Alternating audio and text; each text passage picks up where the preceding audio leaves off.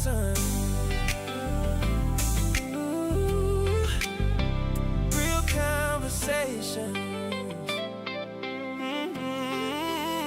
Lately we be having conversations with people, cause we feel like there's nobody really talking truth. We be having conversations with the people, cause too many media houses changing up the news. Everything was green light, now we seeing red. Everybody got opinions, few got facts instead. We be having conversations with people, cause we feel like there's nobody really talking truth.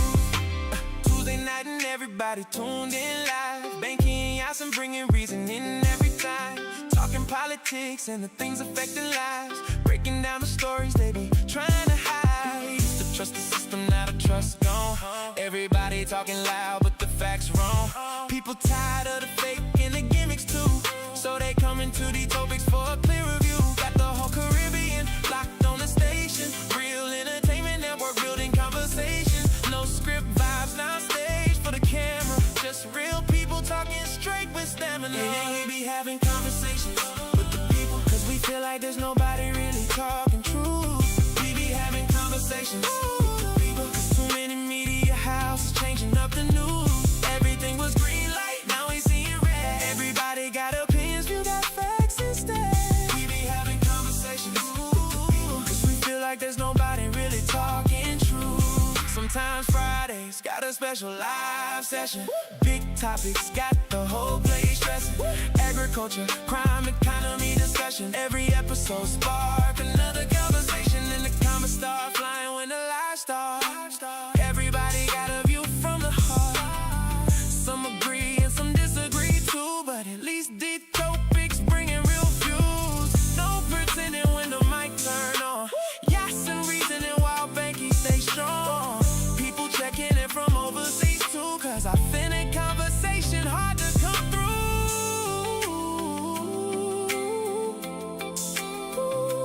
Everything was green light, now we seeing red. Everybody got opinions, few got facts instead. We be having conversations with the people, cause we feel like there's nobody really talking truth.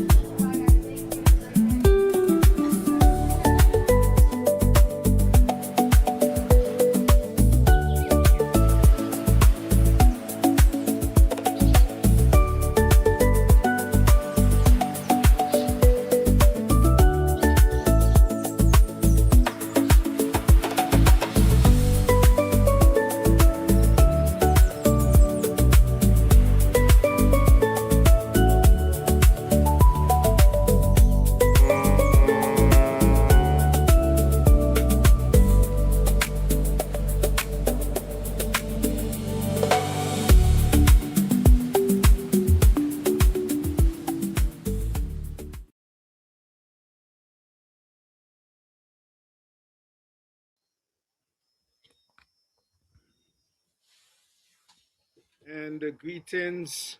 Welcome to another beautiful edition of the Topics here on Real Entertainment Network. It's another beautiful Tuesday evening here in the Federation of Oli and Layamiga, the islands known as Nevis and St. Kitts. I also want to say good evening to our brothers and sisters throughout the Caribbean, especially our brothers and sisters throughout CARICOM. And I want to say morning, evening, afternoon, depending on where you may be geographically, some one of those greetings may be applicable. This evening, as usual, we have another exclusive edition of the Topics.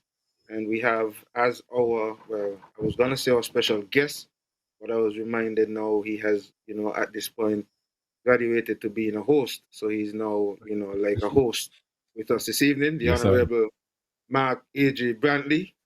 Yes, sir. We are also having our regular co-host, Shabazz Bankie King this evening, and we're about to engage in a very, as usual, robust and interesting discussion.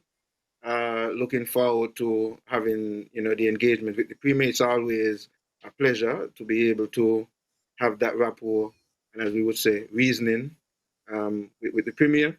We wanna encourage all of you to log on, subscribe to the platform. All of you who are logged in, make sure that you subscribe to Real Entertainment's network platform on the YouTube channel. And also, if you're on Facebook, like and subscribe. So be sure to like and subscribe so that the platform can, spread out through the algorithms and more people can get to enjoy what you get to enjoy in a regular here platform. I want to say thanks to our sponsors, Islander Water Sports on the Rocks, Shabazz Organics, Imperial Rides, and Heritage Cafe over there in the Heritage Village on Nevis. Also, want to thank all of you who usually log in. Want to say good evening to all our folks who usually, make their comments on the platform. Those of you who usually call in. Definitely, I know a lot of folks are going to be looking forward to engaging in the call-in section. We definitely will inform you when that portion of the program gets in. But in the meantime, want to thank all of you and want to encourage you to encourage others to log on and make sure that when you do get an opportunity to call in, we want you to be passionate. We want you to be forceful with your point, but we also want to remind you to be respectful so that at the same time we respect yourselves, respect us, respect the platform, and so we could have an engaging discussion. You could be forceful, you can be passionate, but you don't have to, get disrespectful, Okay, so with that said, Shabazz Bankie King, greetings. Welcome to this edition of The Topic. Greetings, Yahsonn, and greetings to our guest, Mr. Brantley. How are you doing? Also, let me say good evening to those who tune in to your entertainment network. You could have been tuning to any other media house on this Tuesday evening, but you choose to spend your time with us, and for that, we are grateful. Also, let me say thanks to those who keep coming at Mansour's Organics, Mansour's Last Stop, and Shabazz Organics, and continue keeping my Uncle Mansour legacy alive. And also remember to reach out to Aisha for losing her son in such a short space. So the family is grieving right now. And also, let me big up the Culturama, I must say, swaying the Culturama team. They had this weekend, Saturday, they had a bar crawl, and Mansour's last up at one of those bar crawl. I don't know where they get the team they're from, but there was a party crowd, boy. Trust me, the team that was well put together. They can party and have fun, and there was a good thing. They want to big up my boy Shabazz, also Keish, Swain, Jermaine, and all those the part of the committee for putting everything together. And I think something like that should be going on more longer every week and continue to Culturama and stuff like that. And for that, get the A plus, and I know I mark hard. Just because of everything was put together, I later on to find out the gentleman who was with the Culturama 52% was Ruckus. I don't know him personally, so he seemed like the big of had great entertainment. So you got big up Woodies, Dandy, and then guys and the mic, and the music was right. And as I say, big up Muscle also. And I was all were part of the background and stuff like that.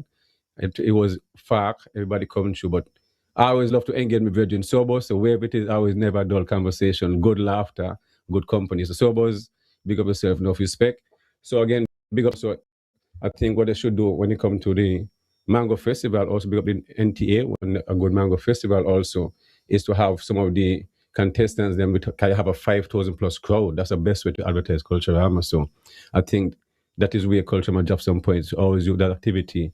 And especially coming down in May, where they have the food festival, the Heritage Food Festival, the different Caribbean countries, that could also be a part to advertise the contestant. They're already put together and stuff like that. But apart from that, everything seems to be going okay. I already see people already coming on the island already and stuff like that for the festive season. So that's a plus. So definitely, again, thanks all who tuning in and who've been a part of this discussion this evening. Greatly appreciate you guys tuning in, and all those who meet me and show me love that they listen to the show. Love the discussion, keep up the good work. So really appreciate that. So definitely, Premier, I want to welcome you to the show. And I just want to say I wish more leaders were like you, easy and welcoming to come forward to face the general public, despite of some the discussion, the way the discussion is our love, and many are not like you. So that you lead in it with an A plus. So you are regular. So as Yahsonn said earlier, you're also a co-host. So this evening you're a co-host, so we just a reason as usual. So definitely looking forward for the reason this evening and give thanks. How are you doing? All right, well, thanks, Yahsonn and Bankie. I made a commitment to you, Bankie, some time ago that whenever you Yes. call, I would try. Whenever you call, I try to be here. I recognize the show has become more and more popular, so it's harder and harder for me to get on. But nevertheless, I'm grateful for the opportunity to be here. I always enjoy the Yeah, man. conversation. I do think that these conversations are important. I should say at the top of the show tonight, gentlemen, that I really will have to cut off at 10 because I have something else to do. The reason I say that is Yes. because I know sometimes we go into 11 and, we Of just keep going. course. And that's really Yes. because the conversation is free flowing and a conversation that I enjoy. But I really want to say thank you to you both and to the entire team for this type of platform. It's Appreciate grassroots that. in the sense that, it's no big organization, but just some people coming together and putting Yes. something together. And I think that this is what I like to see more from our people. A lot of us like to sit back and complain. We see something and it's easy to complain. What I see you all are doing here is creating something of your own, creating a platform of your own, and so you're putting your talents to work. And I think that whether we like sometimes the criticisms or we don't like the criticisms, the bottom line is that Yes. you're doing something. And that's what I Appreciate encourage that. our people to do. Because you have a whole heap of people just talk, eh? They just Yes. they always have the answer, but they have no action, you know? So we really need to move beyond that and really encourage our people to you see a gap, fill it, you see opportunity, grab it. And you see a chance to create something, do it. I remember when you all started this, it was a small platform. Now it has grown, and people are flocking to it and paying attention to it. And so I'm happy that I'm an honorary co-host. I hope you don't lose viewers because of that. But I'm happy that you. People them love you, Thanks, man. People them thanks for the nobody at the opportunity. front, nobody at the back of the class when you are, everybody up to the front eating the popcorn. All right, thanks, So man. that's I the great appreciate thing about it. this. Yes. All right. Well, getting into the reasoning, one of the things I want to touch at recently, we have heard Marco Rubio speak about and U.S. government sending a national tribunal, and that is already in where they probably have some of them because of our CBI passports and stuff like that. So with some is amongst our community, we not even know where they stay in the names and stuff like that. And then you had coming out with the European Union where they've given letters were sent out and Gaston Brown came out and spoke about the situation when it come to a deadline June 1st, 2028. And what you said we've been through this before, sugar and different stuff. So which means it seems like Antigua not gonna lose their visa free access from the world Mr. Gaston Brown speaking case. It seems like they're not gonna stop with the CBI program because it's something that they're country dependent, and then the St. Lucia Prime Minister seem to head in that way in support of Gaston Brown more or less by seeking the same way because it is too much of an entity or a part of the system when it comes to cash and development of the country. I'm not sure where St. Kitts and Nevis is stand and when it comes to the way forward when it comes to diversity in the economy and how you feel about something like this. Because before, when the time was come, when the US mentioned the situation of accepting these non-nationals and stuff like that. You was one of the person who said, well, when the US speak something like what we're going to do, we're going to lose our visa-free access or we're going to help. So now the situation came out with the European Union. Where do you stand? How are we going to get to this? How are we going to diversify the economy? So, Banky, you start with some rock piece. You didn't give me a little boost now. It's an easy thing, man. We have spin. No. Let me say this. These are difficult questions. These are very All right. difficult questions, and I'm happy that you've raised it because I genuinely feel there's not sufficient discussion at this level where people are really looking to see how our development is being impacted.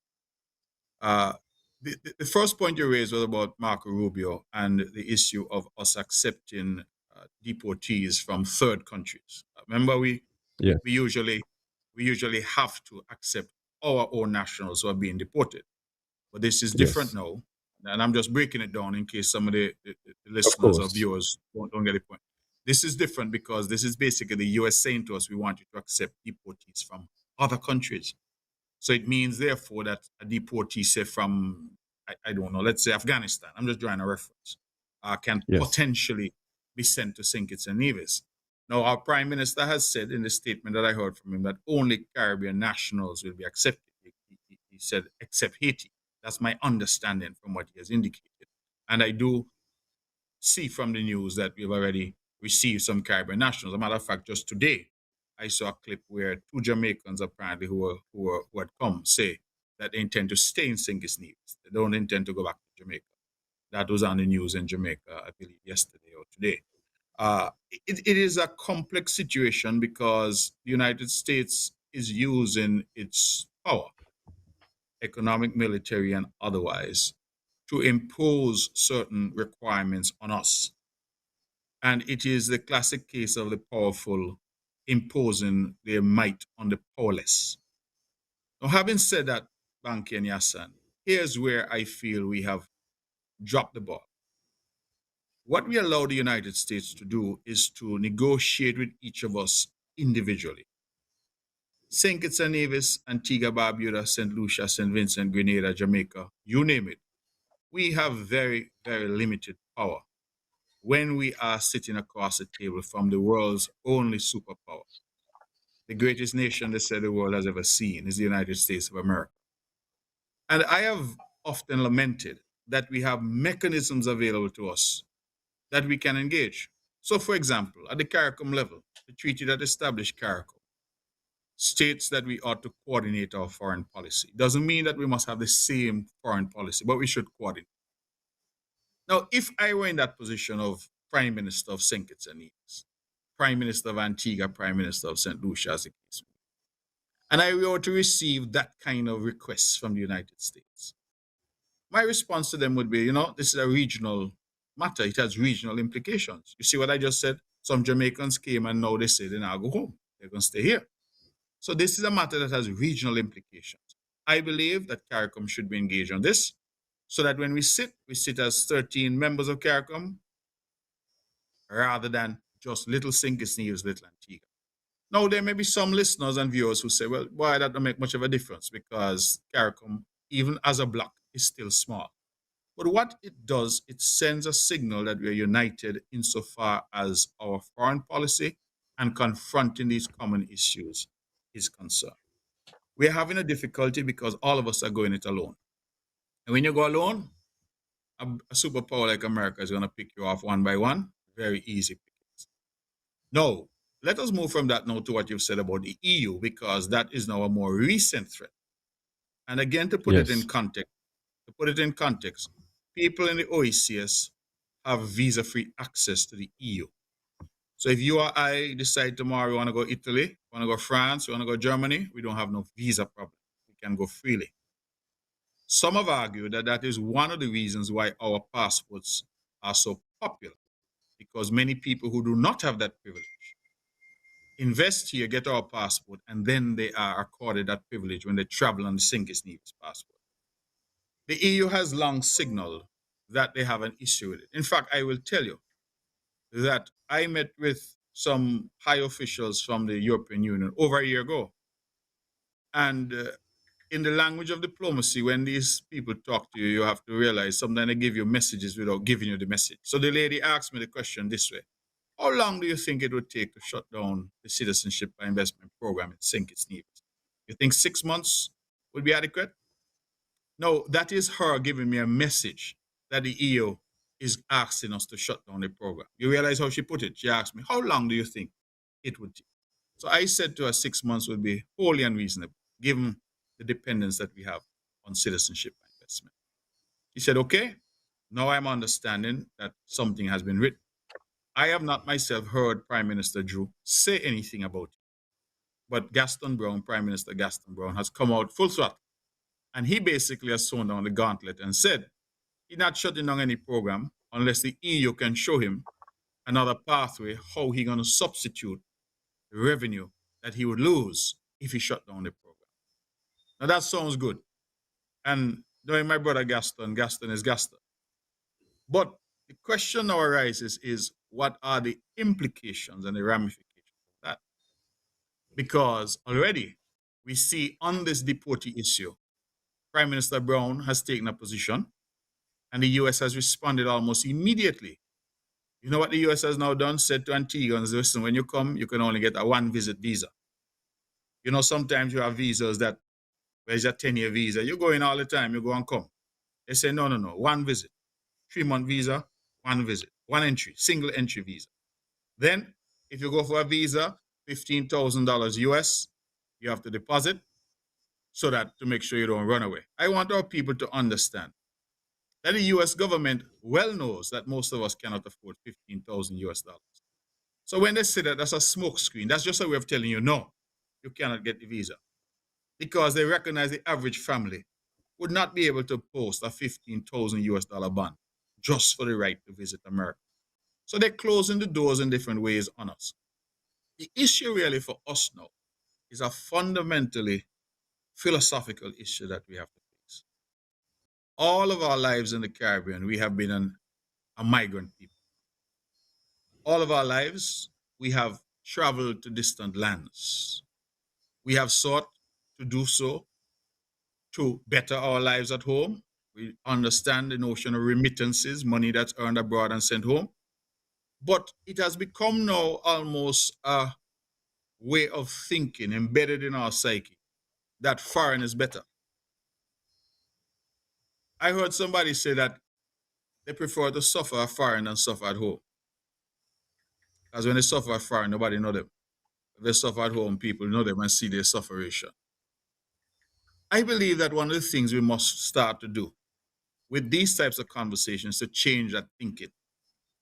Now, I have been a strong advocate over the years, not just new, over the years of saying that we have to encourage our people to come home. And coming home for me is not just a physical move. You can be in America, but still be home because you can bank your money here, you can invest your money here, you can open business, you can do certain things, right? I know, for example, earlier I spoke to Ira. I said hello to Ira. Ira don't live here as far as I know, but Ira is making his contribution to the show. So being out there doesn't necessarily mean that you cannot contribute here. The issue is for me to get more of our people involved, more of our people interested in right here where we're born, where our Nevis Stringberry, and see how we can contribute. But, you know, I've been struck that ever since I've been advocating that, so many have come out of the woodwork to tell me why it can't happen. Oh, too much struggle down there. We can't get this done and we can't get that done. And as if there's not struggle in America. I've lived in America. I've lived in England. And me tell you, easy to brave snow and sleet and wind and rain and travel and train breakdown and gridlock traffic. And then when you get your check, right? The first check I remember I got in New York when I work, I see something called FICA. I don't know who named FICA, but FICA take up money out of my paycheck. You got city tax, you have state tax, you have federal tax, you have sales tax. You can't pick a mango nowhere, you can't pick a jelly nowhere. But yet our people, in my opinion, keep giving every reason why backyard, home, is not where they should be because over there is better. And I am saying that we need to work on that sort of thinking. We need to start to say, listen, we understand that people gravitate to the big countries for opportunity. Just let me just finish the point. Yeah. We understand people gravitate to other countries for opportunity, but there's also opportunity in our own country. And frankly, we need to apply sometimes our intellect and our ability to create opportunity. And I will end by making this point, Bankie and Yahsonn. While some of us out there are finding every reason not to invest, not to come home to sink his Nevis, not to be a part of our development. I walk the streets of Charleston, I walk the streets of Nevis, and I ask people, who live there? Oh, somebody from somewhere else. Other nationalities are flocking in. So as we ourselves are saying and citing all the problems, healthcare, politics, this, that, and the other, why we now come. We don't want to come home. We don't want to contribute at home. You have others who are flocking into St. Kitts and Nevis. And here's my concern, and I've said it publicly. In 20 years' time, in 30 years' time, we will look around and the commanding heights in our own country will be held by others. Then we will cuss somebody and start to carry on and start to complain. And what I am saying to our people is the clarion call is going out now for us to seize those opportunities. And if we continue to refuse, you can't vex with another man who see an opportunity and decide to grab it. And that is the reality. So I am sending out that message. Some may not like the tone of it, some may not like how it sounds, but I feel that a major part of our problem is reorienting our thinking. This notion that we must send our best and brightest to foreign lands, we must start to get away from that and start to say, well, how can we apply our talents in building our own country? I made a prediction, I said, listen, the way I see America and those countries going, our people either get ready to come home or get ready to be sent home. Because the anti-immigrant sentiment that I'm seeing in the United States, in Europe, is real. The far right is rising in popularity, and the far right is anti-immigration. So the days, Bankie, when you and Yahsonn and myself could waltz into America, waltz into Canada, go to, pop into Puerto Rico and USVI, those doors are closing on our people. And we need the leadership in the region to start to wake up, think about it, and see that these actions by the EU and the US, they're not isolated actions. These are actions which are coordinated and which have the effect of damaging our economies and damaging our people's prospects. Yes, but Yeah. this is just to piggyback on what you said. 'Cause as you said, in the next 20 years, you see the vision of what take place as you said.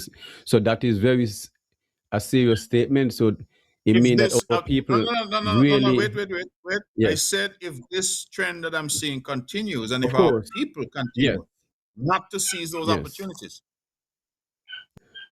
So one of the things that you put in place is we encouraging our people is out there to come home to be a part of diversifying the economy and to build Yes, their nation at the same time. yes. Right now, every month the youth agent speaking about the IMF report and the money that is being made within the CBI, which is less and less, and for the rest of the year, maybe less than 3% because of how things is going down, the crackdown of the EU and different stuff like that. Is less money being made. So how will something like this affect the Destiny project? That is, the system is about they want to shut it down in 2 years. Our prime minister haven't said anything. We haven't heard you spoke about anything. And 2 years is just less than 2 in July right now, and it's June 1st, 2028. So it's really less than 2 years. So how will this now affect the Destiny if I don't this see it is on having the any table? effect. I don't see it having any Okay. effect on the Destiny project at all, because the Destiny project is not based on the Citizenship by Investment program. What I mean by that is the Destiny project is not dependent on CBI in order for it to move forward. The Destiny project has said that persons who invest in Destiny, if they so desire, can apply for citizenship. And even if they do not apply, they have made a commitment, I think, of 30 or 35,000 US dollars for every person who comes in. That will be paid to the Citizenship by Investment Unit. In the event that those persons eventually decide to apply, then that will be applied as a credit towards them. But the Destiny project is not based on citizenship by investment. This is one of the misconceptions that I've heard in some quarters. But The Destiny Mr. project is Jensen said, Hold on, Jensen hold said on, it's a Bankie. CBI Bankie, project. hold on, Bankie. Let him just, finish. just let me finish. The Destiny project is very similar in that regard to the Four Seasons project. If you invest in the Four Seasons, you can also access citizenship. But the Four Seasons project is not based on citizenship. The Four Seasons project is selling lifestyle. Then, as an added benefit, if you will, if you so desire. In fact, when I practiced as a lawyer, I represented quite a few buyers at Four Seasons. And I can't recall even one of them applying for citizenship. They were buying a villa because they wanted to buy into that development. They wanted that lifestyle. So I think that whilst the Destiny project has a citizenship component to it, it is not based on citizenship. Now, let me clarify even further. Some projects are entirely citizenship projects. What I mean by that is people are only able to execute the project if they can sell the citizenships. So a man wants to do a development and he say he get 200 citizenships for that, and I got to sell them 200 to raise the money to do the development. That is not destiny. Just like that was not Four Seasons. Okay. So when some other talk show host is out there speaking and saying the Destiny Project have 10,000 shares and each share is it's up to 40,000 people, that is That's misleading nonsense. then. That is not Okay. just misleading, it's nonsense. Yahsonn? Okay. I am very much interested in going a little bit back to where Mr. Brantley started, because I found that you said you came in pacing, but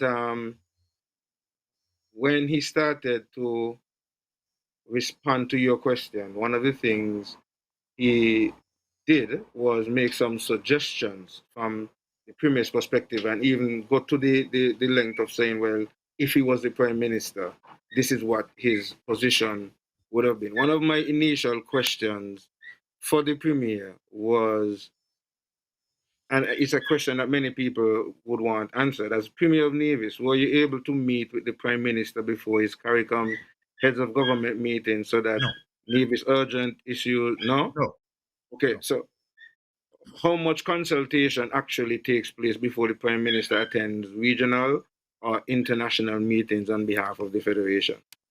None. So is that like And that has always been the case. always been the case in terms of you specifically, or in terms of any Nevision As far leader? as I've known, I've been around the politics in Nevis for 2 decades. I've never known any consultation to occur with the Premier prior to any international engagement by the Prime Minister. International affairs, foreign affairs, is within the exclusive purview of the federal government, and they have treated it as such. So I So am aware. I'm aware that on occasions the Prime Minister has invited me on 1 or 2 trips to engage. I know we went on Taiwan on a trip, for example, after he was newly elected. But as a rule, no, that there's no consultation.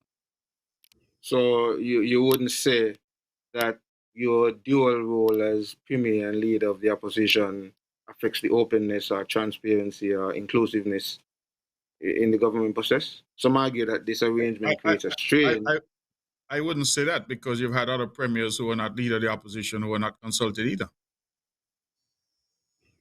Okay.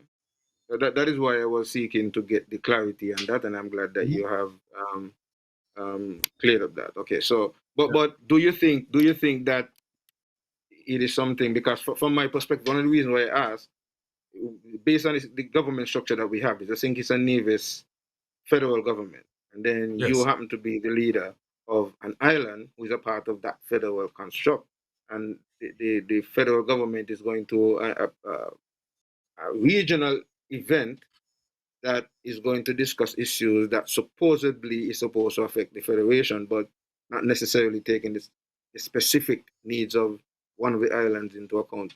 So do you think something like that need to be addressed in the future to ensure that? Yes, and here's my view on this. And there are a lot of things in St. Kitts and Nevis that we can point to the Constitution and say it is a flaw in the Constitution. I have often argued that the Constitution is what it is. It's a document that was crafted by men. It is how we conduct ourselves ultimately, which to my mind determines where we go as a country. You don't need a constitution to tell the Prime Minister of St. Kitts and Nevis that, listen, consultation with the smaller island, given the construct that there is a government in Nevis, that consultation is important. And I will say tonight, because it is true, there are a number of decisions that are taken for which we are simply informed in Nevis, which have implications for the island of Nevis. And you take this deportee issue, for example. There was no consultation with Nevis, but the people of Nevis must recognize that they say these Jamaicans decide they're going to stay here. Do we know whether they're in Barnesgut, Jessops, Rollins? Because once they enter RLB, they're in the country, you know. They can go anywhere that they want to. Yet the government elected by the people of Nevis doesn't know anything about these people. No information is shared with them. No consultation is had with them. And so we must understand that even though some may point to the Constitution and say that the Constitution is the problem, it doesn't, to my mind, take much for me to pick up the phone and say, PM, why Nevis is considering so and so, or vice versa. For the PM to pick up the phone and say, Premier, and I'm saying me, but whoever is in the position, because the position doesn't belong to me. I just happen to be occupying it at the moment.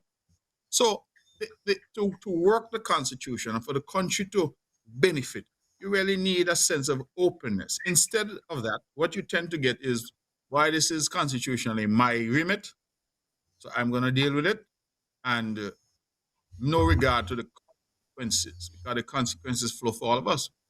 So if tomorrow 100, 200, 500, 1,000 deportees arrive from America, I have no power to stand up on the pier and say, y'all can't come in, because they're coming into the country of St. Kitts and Nevis. The deal was signed by the country, the Federation of St. Kitts and Nevis. Yet the government in Nevis and the people of Nevis don't know anything about it. These are some of the difficulties, I think, that we need to address, right? You have others which are probably more mundane. I give you a good example. Last year, the Nevis budget was read. Naturally, when you're doing your projections in terms of budgets, you're basing it on what you think you can earn from the various taxes, etc. The rate of VAT is 17%. And so we would have done our budget based on that.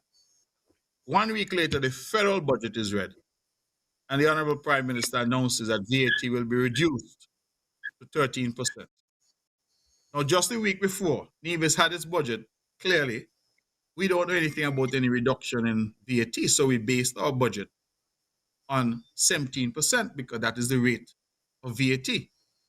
A week later, we advise that VAT, not only in St. Kitts, VAT is applied across the Federation, will be reduced to 13%. Now, clearly some study or analysis must have been done on St. Kitts, but nothing was said to us over here. These are some of the things where, again, I think just by a spirit of collaboration, a spirit of conversation, these snafus and little difficulties can be avoided. I was asked a question, I think, right here by the two of you on the last CARICOM heads was here in St. Kitts. And I think you all asked me if I attended any of the meetings. And the answer was no. I attended the opening and that was it. All right. In Nevis, I was asked to greet the heads as they came to Nevis for their retreat. And I did that and welcomed them to Nevis, and that was it. So again, even the discussions that occurred were for the federal government and the federal government and the federal government alone engaged in that. So I should ask you the question this way, Yahsonn. If when the meeting was in St. Kitts, I was not part of it, you expect I'm going to be part of it now the meeting is in St. Lucia? So it's just how the thing functions, but I don't think it needs to be like that. I think that we can do better in terms of collaboration. Mr. Premier, one of the difficulties that I have is I hear you and I hear many other politicians on Nevis and on St. Kitts as well speak to a lot of these flaws, as you use that word as well, in relation to the Constitution. But I also find that a lot of you politicians, including yourself, happen to be top legal luminaries. And I think if you all realize that that there are these flaws, I would want to think that you all should make some concerted effort to seek to change these flaws. So sometimes I think, based on some of what I see as well too, that sometimes these are conversations of convenience. And I say that in a sense because I find sometimes that even I heard one of the former ministers said the other day the Constitution doesn't even work the paper that it is written on, and that's a whole other conversation. But I guess because we see sometimes you guys disrespect the Constitution openly.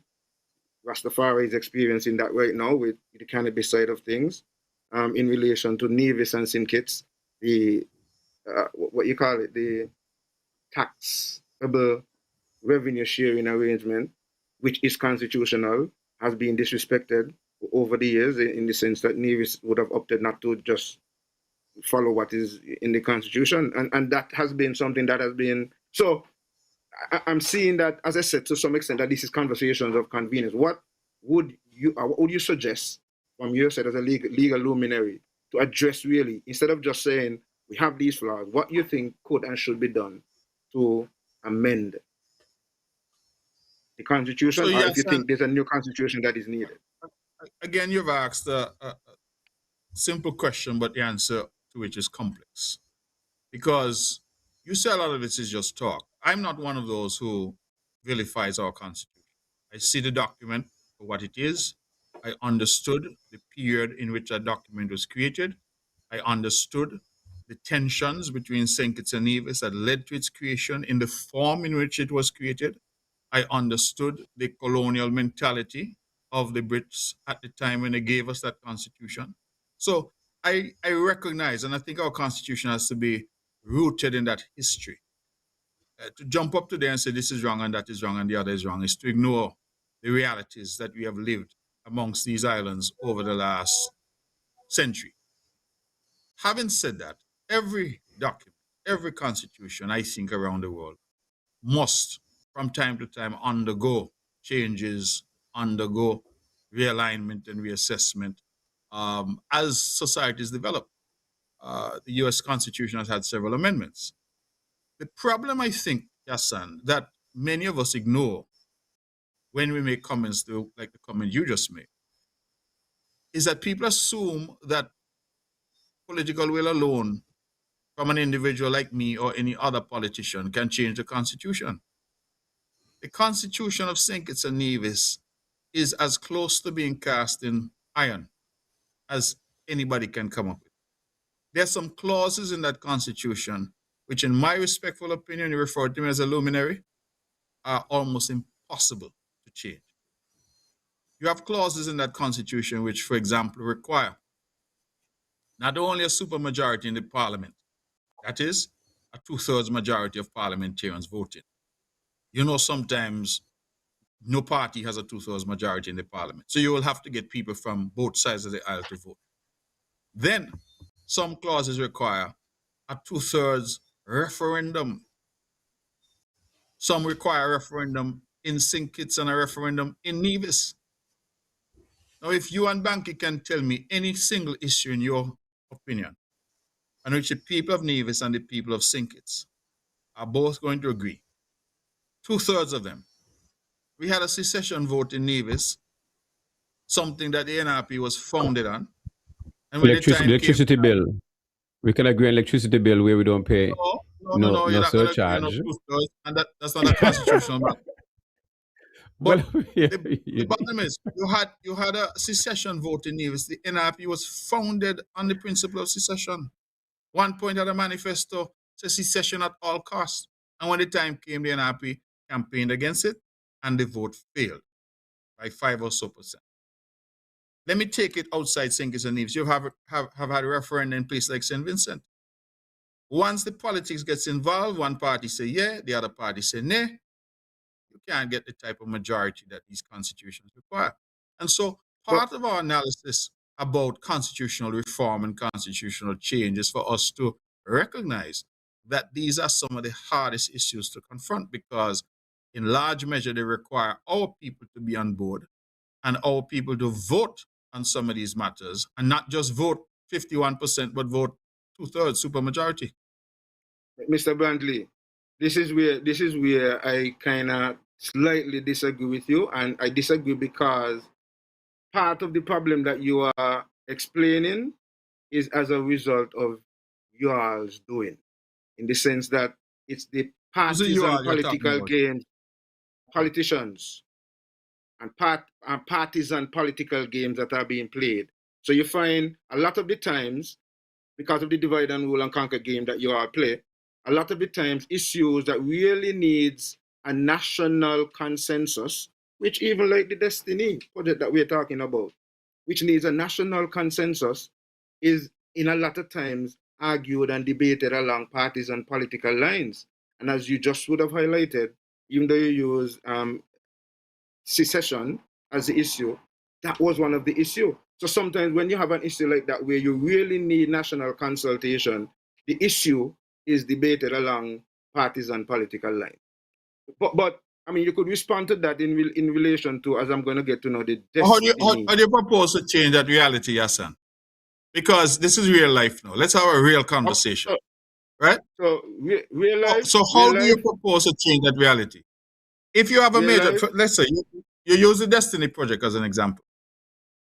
A government, any government, NRP, CCM or who, brings a major project like that. Let me tell you what the calculations start to be. Why if a government brings up something big? Wait a minute. Why if the government brings something big like that? They're going to get credit. Jobs are going to run, money are going to run in the country, things looking good. Why no, we don't want that because that's going to make it harder for us to get it. That's the opposition's immediate knee-jerk reaction to something like that, right? So I'm curious. I'm curious to find out because, like you said, the talk is cheap, right? We're dealing with individuals and we're dealing with a very system that is designed to be adversarial. That's the system of politics that we have. So it's almost as if saying, well, y'all should come together and whatever. The reason I used the issue of secession was because that term secession was given to us by the NRP, and when the time came, they fought against it. Why? Because CCM was the party in power at the time, bringing the issue to the people. Exactly. So that's my point. But you're making a point. The issue was argued along partisan political lines. Yahsonn, that's like telling me the dog to bark. I know the dog barking. Me asking you how to stop the dog from barking. That's a different matter altogether. How do you solve it? That's the question I'm asking you. How you solve it is by when you bring the issues, you educate the public along the line to let them know. You say this is a national issue this has nothing to do with NRP. It's ain't got nothing to do with CCM, and you educate the public on the issue so that they can move forward. And show it as well by being open with the opposition as well, and so that you all could be united on that front, whatever the issue is. And so I do all that, and then Yahsonn said, "Boy, I don't believe you. I believe that something else is going on here." We have to. No, what I'm saying, let's try that first. And in relation to the Destiny Project and the example I use, even though Destiny is not a constitutional issue, the difficulty, I don't think, the scenario that you use in terms of the opposition pushback, yes, sometimes that is that way. But in terms of the specific Destiny, I think majority of the problem is the fact that we are not informed about the project. And even up to this point, all we hear from you, who seems to be the major spokesperson for the project, because we're not hearing from anybody else. I know they're supposed to be a PRO for Destiny, but we don't hear much from the PRO for Destiny. The people of Nevis have not necessarily heard from them, but they're hearing from you, who are saying, well, there's jobs. But we are at a level now where I think we're at information age. Everybody is at the level now where they can read things for themselves. We proud ourselves of being a 90+ literate society. Well, let us see the document and see what is really being proposed, even if you don't want to give all, a majority more, not just when a question is asked, we get a little bit here and a little bit here, but let us look at it and see if it's something that really Nevis wants, and then we have that discussion. Why can't we have that from you and whoever else is responsible for giving us that information? It's interesting you say let us see to see if that's what Nevis wants, but so many have already made up their mind that Nevis doesn't want that, and they haven't seen anything yet. Because don't give me a because if you have no but if you have no information, Yahsonn, how is it you've already made up your mind? Your statement is contradictory. You're saying on the one and I don't know. Here's your statement. You say I don't know because the information has not been given. But in the same vein, I'm opposed. Well, how you're opposed to what you don't know? I was at one meeting, with some stakeholders, and this lady got up and spoke for about 10 minutes. And, she started out, she said, I am ignorant of this project, but I don't want it. And she went on a barrage of cussing about something that her first statement was she's ignorant of. So how do you reconcile, not juxtapose those two comments? It can't make sense. You must first see, and when you see, you say, I don't like.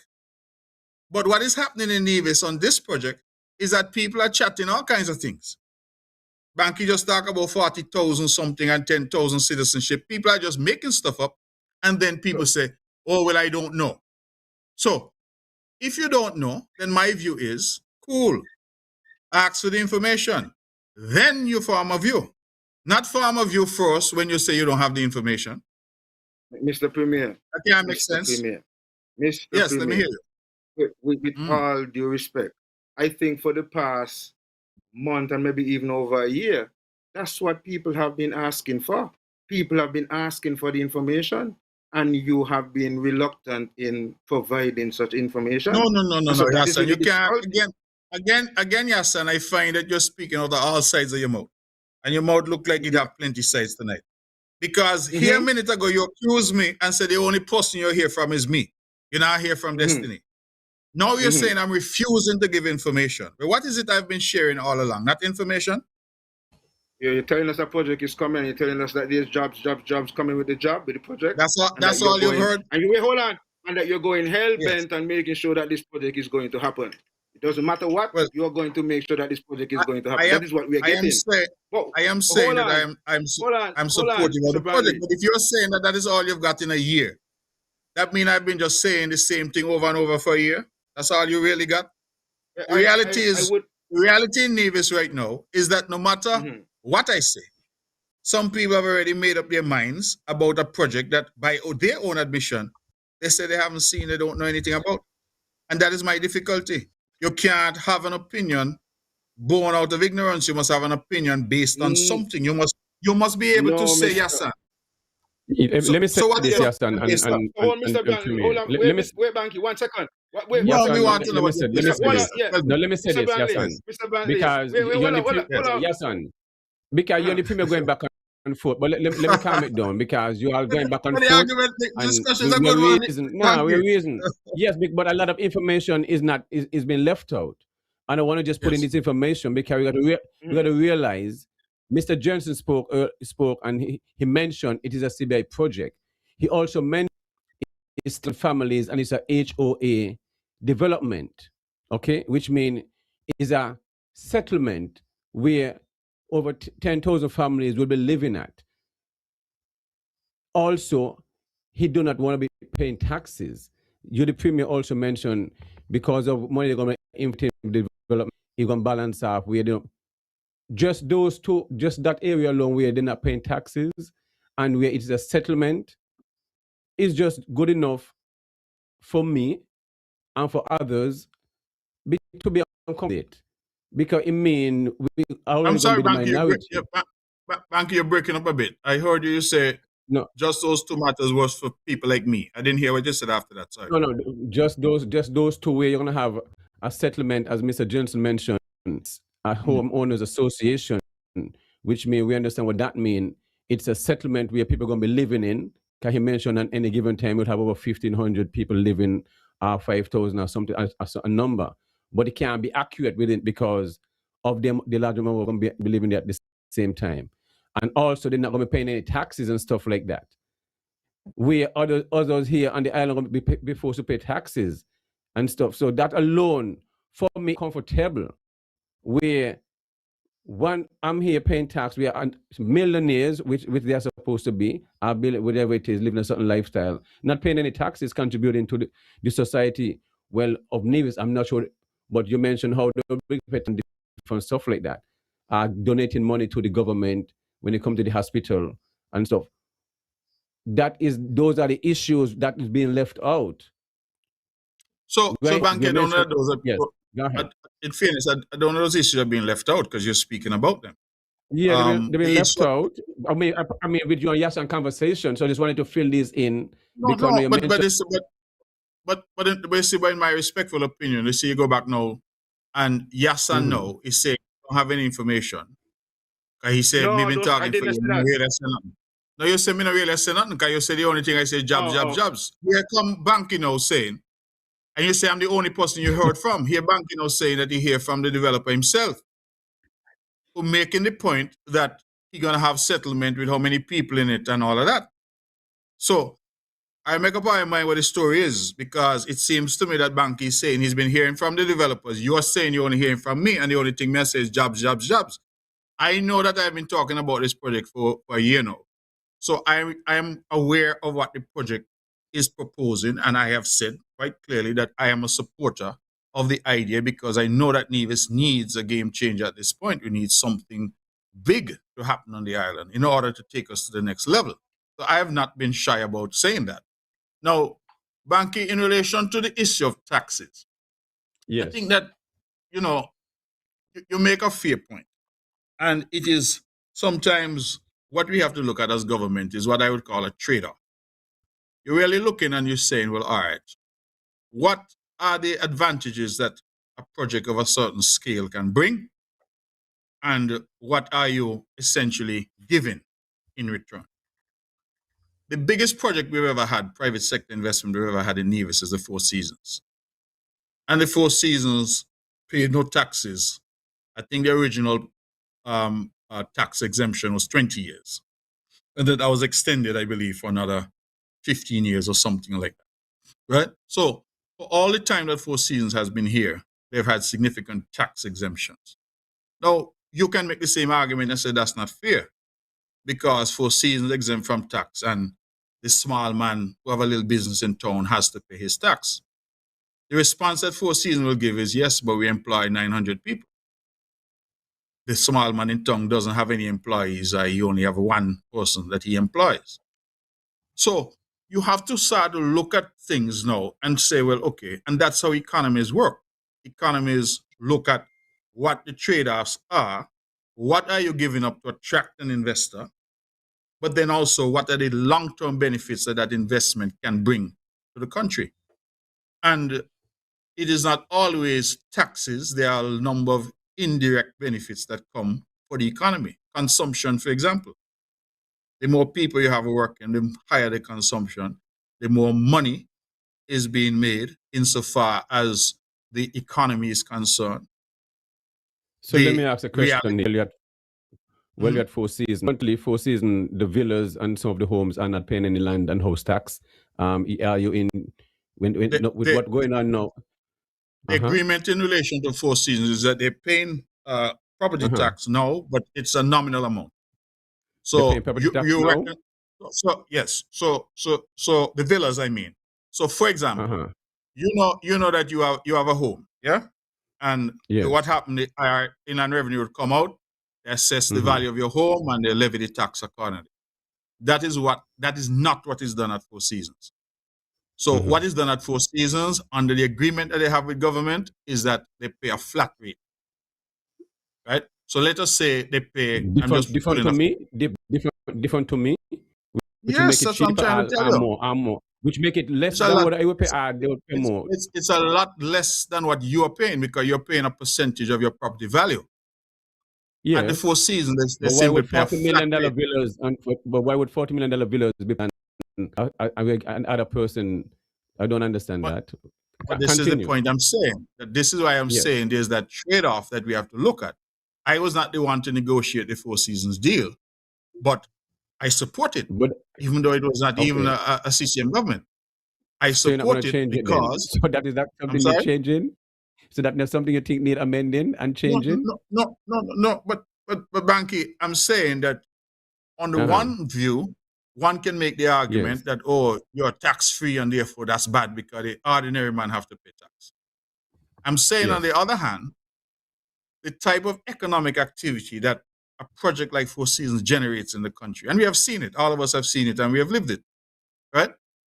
You can't just hold out for the tax because they're saying, listen, our contribution to the overall growth of the economy is so significant that it really is more significant than any tax that you could possibly collect in relation to that. And there are some societies, some economies in the world that are really low tax economies. Just next door, we have St. Martin. And St. Martin doesn't have the import duties, etc., that we have. But many would argue that the St. Martin economy is thriving. In St. Kitts and Nevis, we don't have personal income tax. Other countries have it. So it's a question of how the country is set up, and I think we need to start to look at it and say, well, all right, you lose this in terms of potential taxation, but you gain this in terms of jobs and the activity that those jobs creates in the economy. But the And reason I that is ask really how these we look at things, it. the reason why I ask this question is because right now with what's going on, I just said the CBI ain't gonna affect the Destiny project, what's going on with the EU and stuff like that. But when it comes to diversifying the economy and stuff, Yes. don't these the rich should pay more taxes or equal taxes as the poor? Should it be more balanced? I understand where you're coming from when it comes to development and because they employ and stuff like that. Right now, we're gonna move on from this. What I want to touch is when you were on this show before, there's a building still going up in front of the hospital gate, and you had mentioned in the Yes. same we mentioned what kind of project is this, and there's still not been anything mentioned within the media and stuff like that, just on the street. I don't like to go to word on the street, so I like to ask questions. So exactly what is that building and how it is being funded and when it will be what do you call it, open or something like that? Yes. So Bankie, yeah, the last time I was on, which was I think about a month and a half ago, I did Yes. indicate that I would be making a statement, and that is unfortunately due to a number of circumstances, travel and other things, that I have not done so. But I feel comfortable enough that I can say tonight that even absent that official statement, which will come, that what we're seeking to do at the hospital is to add a service that we feel we have wanted to add for some time, but didn't have the financial capacity to do so. We have had some negotiations as part of this Destiny project development. The NIA has been seeking through that negotiation to get some much needed infrastructure for the island paid for by Destiny, by the proponents and the developers of Destiny. And that particular project is one such project. So you ask the question as to whether or not we are paying, I think, or who's paying. The NIA and the taxpayers are Yes. not paying for anything going on there. That is being funded 100% by Destiny. That was part of our negotiation with them, that we wanted that addition. And the addition, as I said, I think that the information now I can say, even absent an official statement, that is to provide a dialysis service to the people of Nevis. We have had that dialysis issue as a political issue back and forth for a long time. The real issue was that we were simply not in a position to finance it. We have now come to a situation where we can finance it because we have those resources that have been committed. So the negotiation was that they would build, equip, we would hire the people to staff it, they would pay for that, and they would pay to run that facility for the next 2 years. And thereafter, the NIA would have to find a way to finance it themselves. So that is the position. As I said, a formal statement will be made, but I wanted to answer Yes. you, being that I was the person who did not make that Yes. statement as I had anticipated because of travel and other things. But the hospital wing that is there sitting down for almost 9 years seem to have an area where it should be allocated for dialysis unit also. Wouldn't it have been easier to retrofit that area instead to break down a building and then build a next building? I'm trying to understand and make it No, which the is should short, at the least. short answer is the short answer is no. It would not have been easier. Okay. And the Yes. wing of the hospital is a much larger undertaking. Mhm. And the question was, because that was part of the difficulty, we kept saying that we were waiting for that wing to be completed to offer dialysis. And as I said, we did not have a financial plan that we could execute at the time until we sat down and we said, listen, we want something significant to happen. And this is, in our view, a significant step forward for healthcare on the island. And we have a funding mechanism now, certainly for the next 2 years, in relation to that. So that allowed us to move forward right away with that project rather than waiting to do it at some time in the future when that wing will be finished. So for those who are listening and have the intention to be moving back home, and healthcare is one of those things, are those who are being dialyzed, they should be feel more comfortable coming back home. But after the 2 years, is the government in a place where they can manage? How would the fees them relate now to the dialysis patient? Well, Is it there any gives place us for an that? opportunity. it gives us an opportunity, Bankie, to introduce the service now and to Yes. then have that window in order to come up with the financing for it at no cost to us in terms of those 2-year period, right? No cost to set it up, no cost to equip it. In fact, I think the equipment is already on island. No cost to staff it. And then after 2 years, so we have a period that we can then look to, all hands on deck, and do the analysis and determine how we will fund it going forward. So it's a grace period that has been given to us because at somebody else's expense. Mr. Premier, quick Yes. question. Is that considered a grant, a gift? What happens if at the end of all this, the Destiny project is not signed off on, the Prime Minister, let's say, doesn't approve it, Well, and he doesn't well, get to go ahead? Yahsonn, as you can see, the Destiny project has not been signed off on, but the building is going up. So that should help to answer your question. What I mean by I that am is not- that the project is not tied to the approval of the Destiny project. That is what we negotiated. We said, we want a demonstration by you of a commitment to the people of Nevis. This is, in our opinion, a service that is necessary. We did not have a mechanism to fund it. And so, can you fund it? And they agreed to fund it. And that is why that project is ongoing even now as we speak. Mr. Premier, is Yes. Mr. The developers of Destiny, is there any reason why they're not coming on the having meeting or facing the general public of Nevis if they have such an interest and a love for Nevis? And as he said, he want to have such a good security where he can also offer training to the government. It is very strange that such a developer, such of interest, and yet you just even can't even see the person is not even on an island, even have. If you see where I'm coming from, it just. I hear what you're very saying, but strange. you're asking me that question. I can't answer for Destiny. Yeah, because you're the PRO, or you're the PRO. Who am I gonna No, you ask? can't say I'm the PRO. I'm the PRO for the government. Well, that's what I I'm the mean. Mr. PRO for Brantley, the government. But that's the whole point. Yes. But are you the contact to me? You're the contact. So who am I gonna ask this No, question? okay, but I am the PRO. I am the PRO Bankie for the government because that's what the people Okay. elected me to do. okay, I but understand. I Mr. hear you.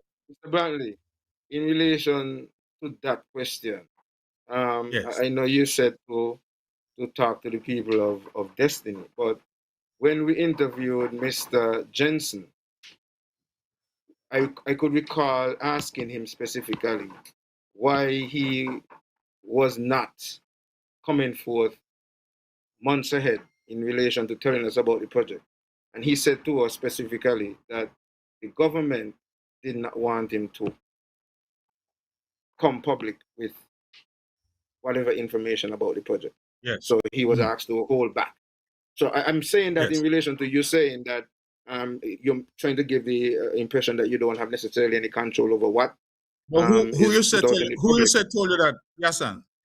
Mr. Jensen, who is supposed to be the Okay. person who is the head of the project. I ever tell you that?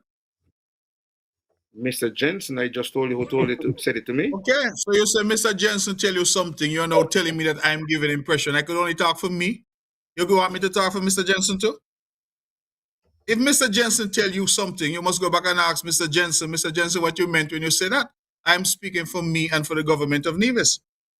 Okay, in terms of the Yes. speaking of government for Nevis, Yes. what do you respond to the fact that a project of this magnitude, the level you said that there's a lot of consultation that was done, but in terms of the developers, we have had more consultation from the developers of the airport project. Let's use for example, which I think I would go to next, than we have had with this huge Destiny project. And the airport, to me, is a much smaller project than Destiny project, but we would have heard from the developers and have open town hall meetings with them, see projections of what they're doing and so forth.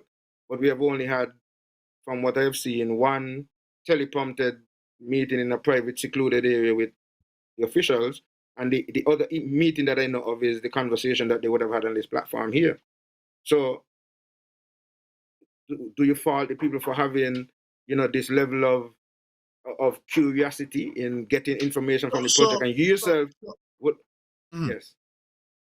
No, guys, Okay, sorry, wait. I I interrupted. was going to say, and you yourself would have gone to the level where you forwarded the project to Syncage without Divisions even getting a chance to really truly see what is in the project. And then now, when asked some questions, you might give a little bit here and there.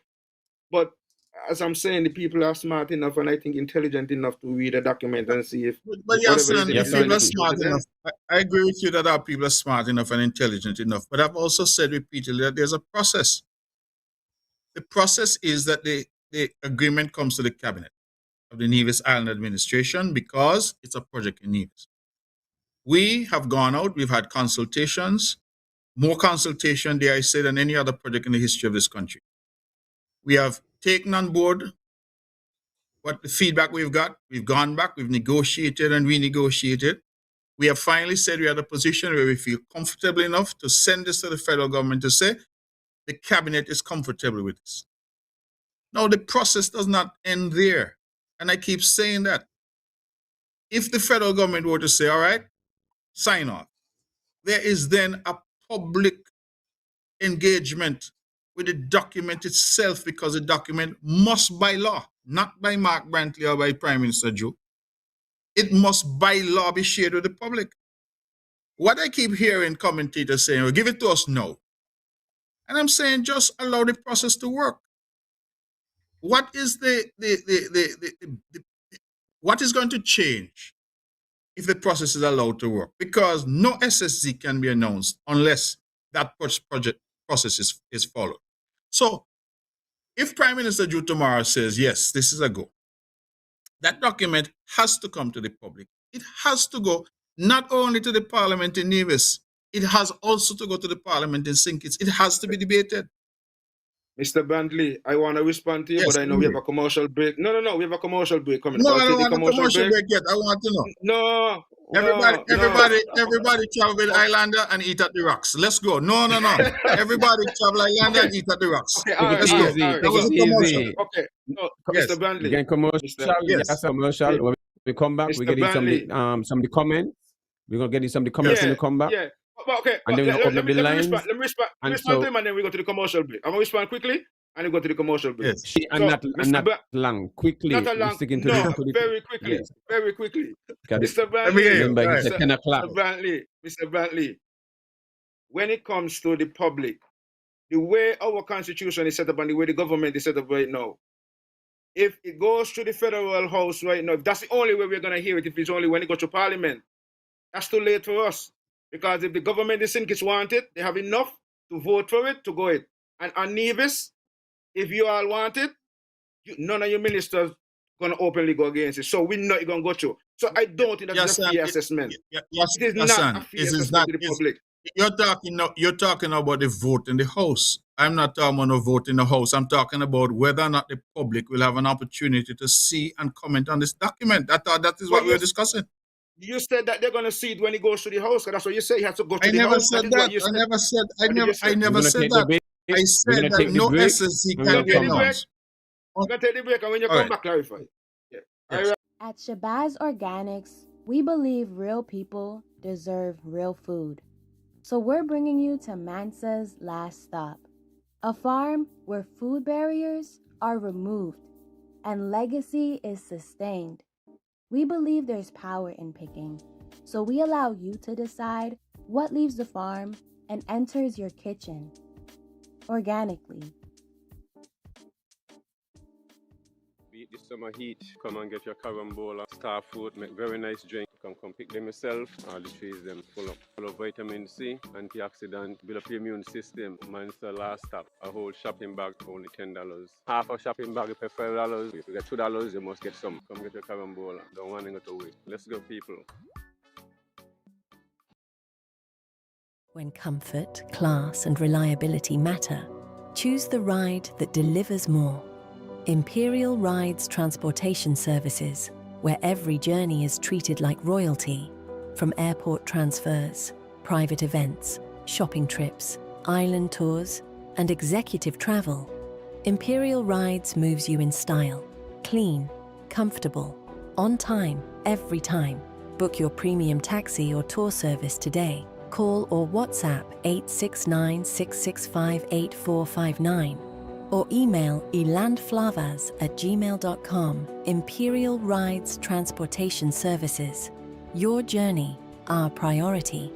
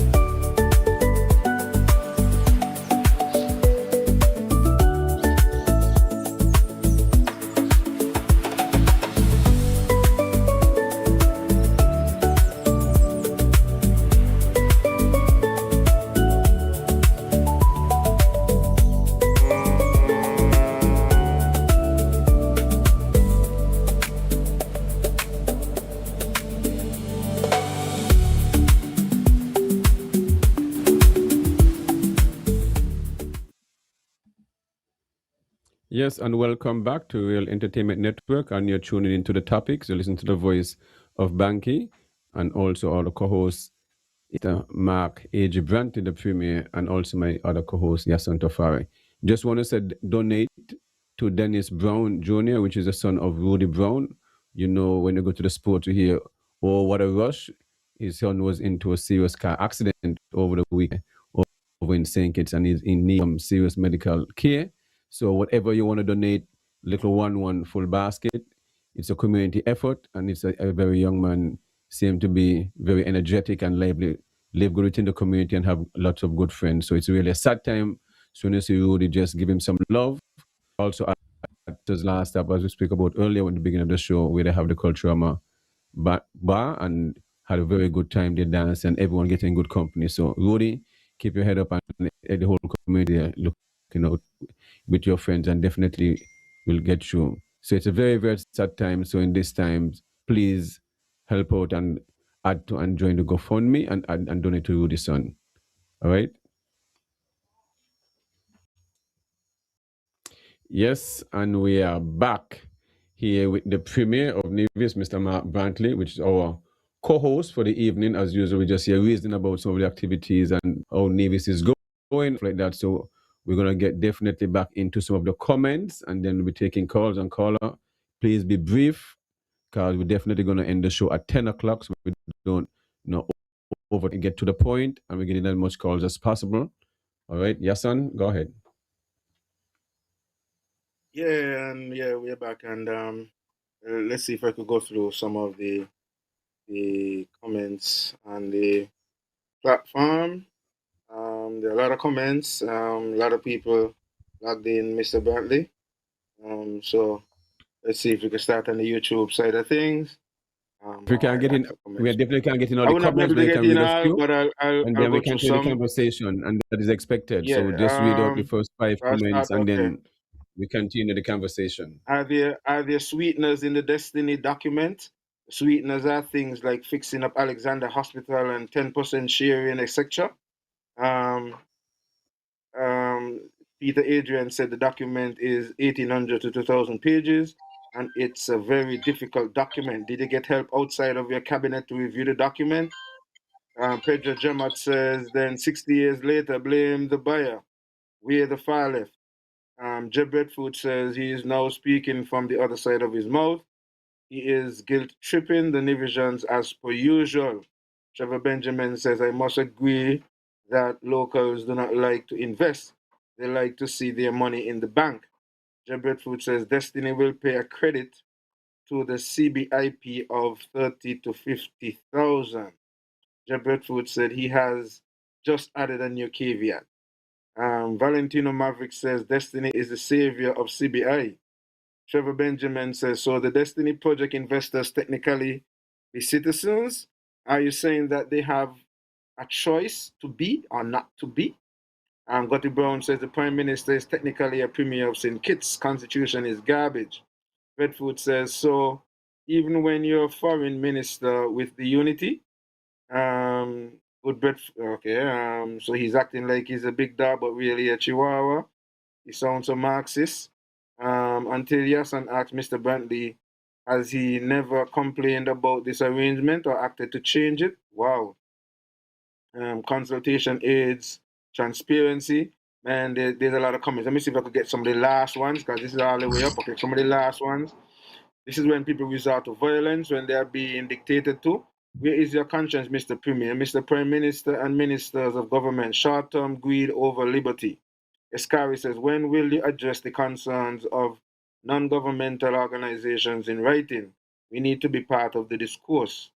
The Premier of Nevis vetted, Jabretfoot says, the Premier of Nevis vetted and approved the Destiny proposal for the people and is now saying they will see it when it is being debated in Parliament. Wow. Are you like that? Me like that. Pedro Gemat says he worry about the far right, but he is far left. Okay, I think I'm going to stop off at that comment there, because I think that's where we left off as well too, in relation to you explaining the point that is being highlighted by the individual here that says that you vetted and approved the Destiny proposal for the people, and is now saying that the people will only see it when it is being debated in Parliament. So you were before the break, you were about to clarify that statement a little bit, and so I guess you could do that, and then I will move on to something. Before the Premier answer, let me take this call here, Yahsonn. Let me just take this call and the Premier can answer. Okay, I'll keep the comments, so I'll get back to it, Mr. Premier. Hold on a second. Caller, good evening. Hello. Hello, caller, can you hear me? Callers, when you're calling, you'll have to turn on your radio or your device and just listen to the phone. Caller. Yes, sir. Yes, make up. Good evening. Can you be brief, please? Yes. Good evening to your guest, Mr. Premier. Good evening. Premier, are you saying now there's a process that the people of Nevis will see the document before it goes to Parliament? Right, thank you, there's caller. There's no process where the people, based on the SSE Caller, legislation. we're going to be brief, and we're not going to stay too long on the phone. Yeah, I'm making it brief. I have a follow-up. Yes, go ahead. So can he go ahead and just ask his questions? That's right now. He answer your question. Go ahead. All you have to do is answer. Can you ask the question, caller? Okay. So let me make the point. Let me make the point I'm making. Mm-hmm. Premier apparently is now saying that the people of Nevis will see the Destiny proposal before it goes to Parliament. I could tell you, I heard the Premier say before that the people of Nevis will see it when it goes to Parliament. He substantiated that by saying Parliament is a public place. So if you want to change him out now, that's what I always talk about. All right, the Premier will answer the question. 1 minute. He says, oh, they will see when it goes to Parliament. And I remember saying to him that when it goes to Parliament, it's a done deal. Nobody will see it when it goes to Parliament. They'll see it after Parliament. Change him out now. We'll let the Premier respond, caller. He's listening, so hear what you have to say. So can I respond now? Bankie, I'm trying to understand. I'm trying to understand what the hullabaloo is about, and the concern about people changing mouth and all kinds of things. You know, it seems to me like there's some members out there in the public who want to feel they have a gotcha moment. I'm not understanding why. When we're debating issues and we're having, people keep asking me, what exact words did you use at this point or that point? The question, as I understand Yahsonn was raising, is whether or not the public will have an opportunity to see the document. I'm trying to explain the process. And in explaining the process, I'm saying, yes, the public will have an opportunity to see any document because it is a requirement under the law, right?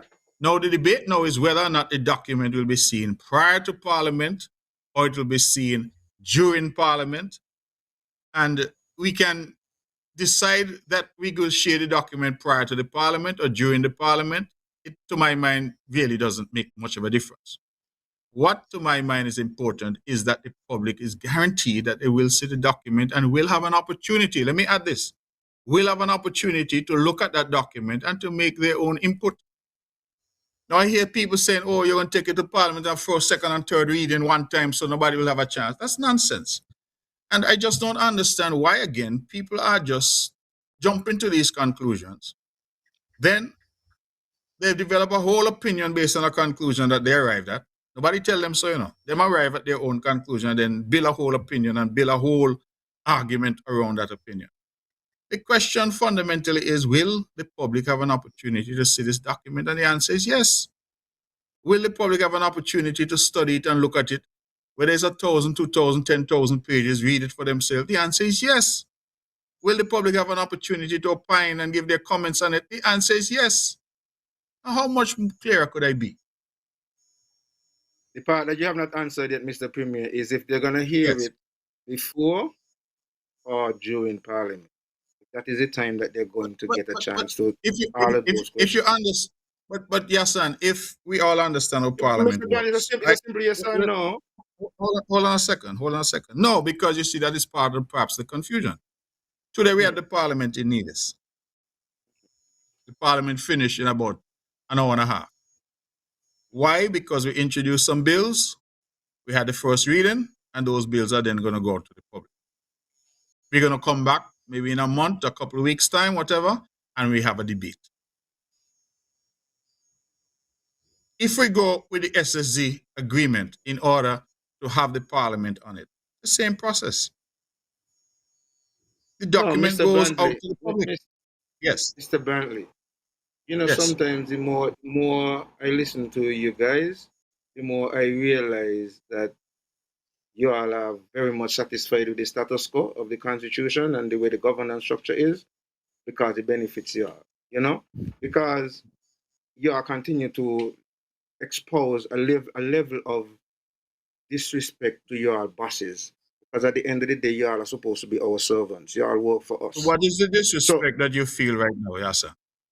Yes, You say you want to see the document, and I'm guaranteeing you that you will see the document. What is the disrespect? Well, Let me understand. The disrespect is because you're trying to convince me that, yes, we're going to see it, but we're going to see it when it goes through Parliament. And what I am saying to you is, based on how our government structure is right now, if that is the only way we're going to see it and get any consultation on it, yes, we're going to get a consultation, yes. But at the end of the day, our consultation would not necessarily mean anything. Because at the end of the day, you have majority of votes to pass it. So if you want to pass it, yes or not, what our views and opinions are prior to then really is just, it's like you're telling me, well, I'm going to do whatever I'm going to do, but you could say something about it anyway, but I'm still going to do it. That's technically what you're saying with that explanation. Yes, go ahead. But with respect, whatever point you saw the document, if you saw it right now, this minute, and the government decided to move forward with it, the same argument holds because the government has the necessary majority. So again, the argument that you're seeking to make, just with all due respect, doesn't stand up to scrutiny. Because at any point the government goes into Parliament, the government has the numbers to pass anything that it so desires in the Parliament.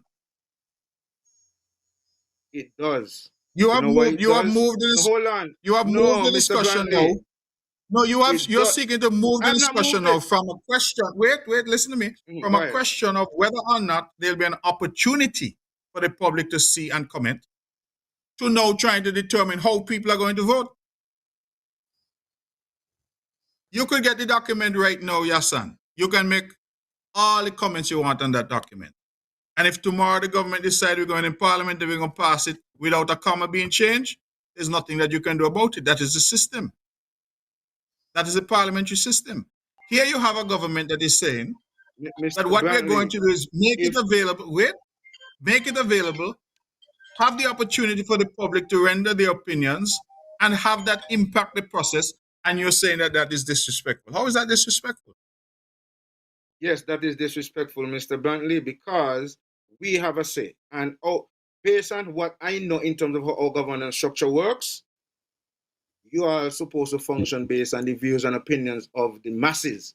And so, if, for example, Yes, but who are the masses? Who are the masses? Hold on, us, the yes, electorate. let me hear you. Call on the line, And so, as to what I am saying is, if we get it before, yes, depending on what we see, we could have some unanimous decision, and maybe even some of your supporters may say, "Hey, we ain't for this thing here," and it could be cause for a vote of no confidence. It could be cause for a number of other things prior to it going to the house. But when you go in the house, it done gone, because as I say, you all have majority in there. You are three members. You're gonna vote for it. Yes, and you're speaking in broad theory rather than the practicalities of government. Yes, and we have let me get in the point. Process and debate. Right? Okay. We'll get in the color. We'll get in the color. You can't fix the rules as and when you want them. You either have the rules or you don't have them. All right, caller, can you make a point? Good evening and welcome. Yes. Good evening. My basically a comment is directed to the Premier, because the caller before made mention about a process, and in this, before he could finish, replied, "There is no process. Rewind and you get it. It can't be 2 minutes behind, 5 minutes behind where we're at right now." The Premier has told us that the proposal is going to go into Parliament and then we can see it. What everybody is asking, give us the picture of what is supposed to happen, because the Premier is confusing people, and he cannot say that we weren't wondering whether we are going to see it before or after. 10 seconds, Carla. There was one point. The people from the beginning was asking for a referendum. And that is clear evidence that we wanted to see the proposal before it goes to anywhere. And I think that is what the people should have, because it's democracy. Let us see what's in the proposal. Let us approve it, and then we can all decide. All right, thank you, Carla. That is the way. Gentlemen, I appreciate it. Let me be very clear this evening. You see, many of us speak because we think that it's convenient to say whatever it is we're saying. We're hearing now about referendum, and we're hearing the people want a referendum. Yahsonn just said the masses, and that's why I asked him who are the masses. I hear Yahsonn speaking, but I don't know Yahsonn is any masses. Me know Yahsonn is Yahsonn. One man, one vote. That's what he have. I have the same. Bankie, you have the same. There's a mistake that a lot of us keep making, that we get so enamored with our own opinion that we start to say that that is the opinion of the public and the masses, and the people want this and the people want that. Who are these people? And it's a very dangerous thing that I listen to. Wait, the people who want destiny, Mr. Premier. But what the people who want destiny? Can we understand what you're saying? Wait a second. No, I am in a position, Bankie, where I went to the electorate. The electorate said, I am going to put my trust and confidence in you, Mr. Brantley, to make decisions in the best interest of the people of Nevis. That's why we have elections. You have people now who are out there commenting, and in order to make them opinions sound grand, them start to tell you this is what the masses want and this is what the people want. And I keep encouraging our commentators to speak for you. Don't speak for anybody else. As the Premier of Nevis, I speak to a lot of people who I would assume, Yahsonn, are part of the masses, but them not say the things that you say. To the contrary, they're saying the complete opposite. So I am just encouraging us to temper our language and stop pretending that we speak for the masses, or we speak for the majority, or we speak for the people. Because in my opinion, you speak for you. And if we can understand that you speak for you, I think that the argument becomes a lot easier. The Premier point, yes, and what the Premier said, the people have elected him in government, so those are the people. So he have a mandate to serve, because he's been in color. You're on the ear. Make your point. 60 That's seconds, why they please. elect people. Yes. Good evening again. Yes. The Premier has said that before. A description of a dictator. I said what I said just now because I know he said it. He said, they say I have no memory. But I could tell you, he said that we will see document when it goes to Parliament. And I debated with him, I said, when it goes to Parliament, we're not going to see it going to be after we leave, if we leave Parliament, we might get an opportunity. But that time, Mr. Fait accompli. And he wants to abuse people. Call it seconds. Yes, he wants to abuse people. I tell him about crime, deal with the issue, and leave the messenger out of it. You keep confusing people. Keep confusing people. 6 seconds. Yes, sir. That's it. All right, thank you. The next caller there. Caller, hello? You have somebody else? All right. Yes, hello.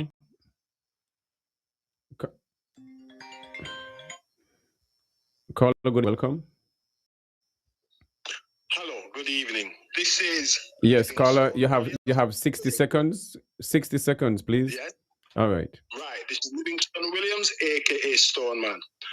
Well, I have seen Pabzo, and 70% of the landowners are not for Destiny because they haven't sold. And I challenge the Premier to say they have more than 30%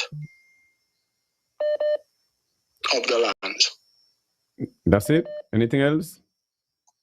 Well, I'm waiting for the answer from you have 20 seconds, caller. You can listen off the ear. If you want to hear the caller, Premier will respond. You don't have to be on the line, caller. You have 17 seconds. Any other point? You're not going to be on the ear, caller. You're not going to be on the ear.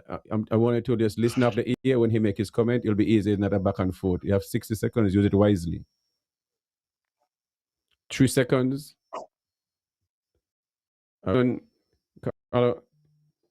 Caller, when you guys call in, we give you 60 seconds. That's more than enough time. We can make your point. The Premier will listen off, and then Kai Premier only going to be here till 10 o'clock. So we want to get in as much calls as possible. Caller, we just missed your call. Can you call back, please? Yahsonn, Premier? Yeah, so one caller says that I'm confusing people, and I don't agree because I do try to be as clear as possible when I speak. It's sometimes I think that perhaps people don't want to hear what they're being told, and so they claim to be confused. I'm not sure what the confusion is, to be honest with you. In relation to a caller who just called asking about the amount of land, I've said repeatedly publicly that I'm advised that at the last tally, Destiny claimed that they had about 70% of the land that they were targeted. They had that either under contract or committed to them. So I'm not sure the 30% that he's talking about. That's not information that I have. But I am not, of course, Destiny. I'm not the one buying the lands. I can only report on what I have been advised. And they said they had up to 70% of the lands available. So that to me is the position as I know it to be. All right, we have a call on the line. Caller, welcome to the topics. Can you be brief, please? You have 60 seconds. My name is Rusty Library. I'm from St. Kitts. I'm also running as an independent candidate in the upcoming elections. One thing I want to say, these projects that these government, both the Labour government in St. Kitts and the CCM in Nevis are coming up with, I'm going to assure you, after the next election, with the vote of the people, those things will be non-existent. People are making this right now. Getting the right answer. I'm looking at the show and I'm laughing after the Premier of Nevis because he's saying things and not saying things. It's ridiculous. He's not making full answers. I mean, Yahsonn has asked questions. You have asked questions, he's backing the question. And so I could assure you, the next government and the people who come in will have to vote and vote them all out. And then the people who are put in will get rid of these stupid projects like SSZ and Destiny crap. I'm done. Thanks a lot for your time. Caller, thanks for your call. Bankie and Yahsonn, I can assure you that gentleman loses it positive. Caller, good evening.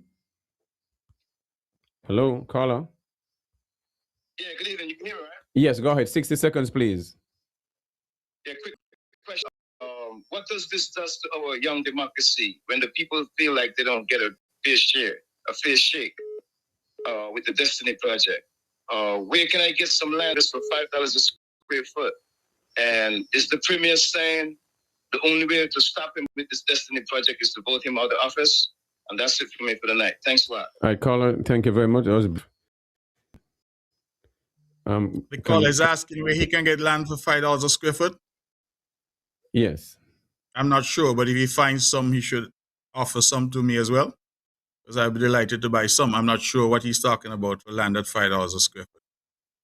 The government is selling land, I think, at $5.50, but beyond the government sale of land through the NHLDC, I'm not aware of any land at $5 a square foot. So I'm not sure what the call is talking about.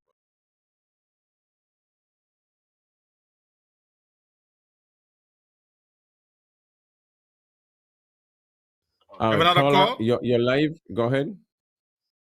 Good afternoon. 60 seconds. Livingstone William, Yes. aka Stoneman.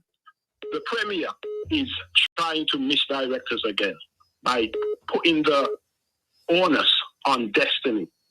The SSE legislation says that any subjected to St. Kitts or sent to St. Kitts has to have the lands in question, which they have.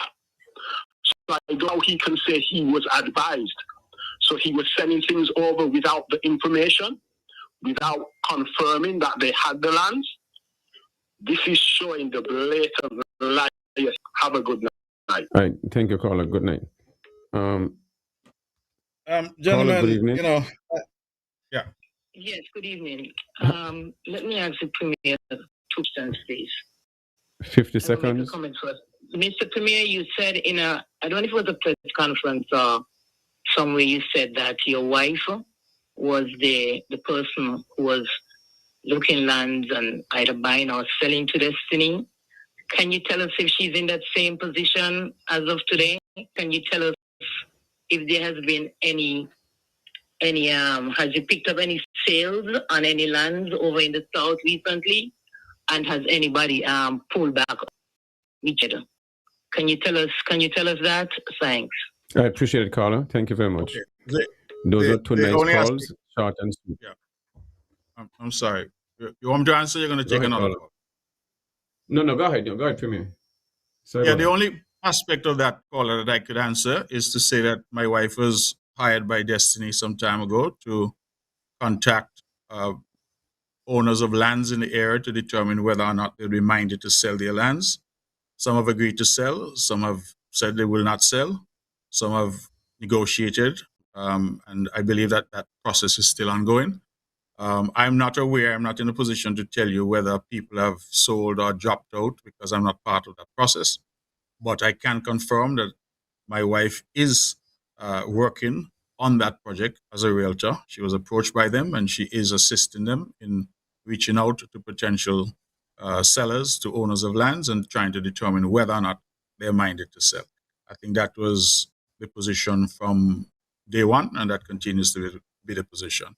As I said, in relation to who has dropped out and all that, I'm not in a position to comment on that because I wouldn't have that information. Okay, we are the situation we're at when it comes to dual and when it comes to diversifying the economy, especially when it comes to what's going on when it comes to this EU, when it comes to shutting down the CBI. What's the deal with geothermal, and how is it the future looking for St. Kitts and Nevis? So geothermal, we're still on target from the last report I got, which was yesterday. We had a bit of a delay because there were some lands in the area that we needed to finalize the purchase of. I believe that is now done.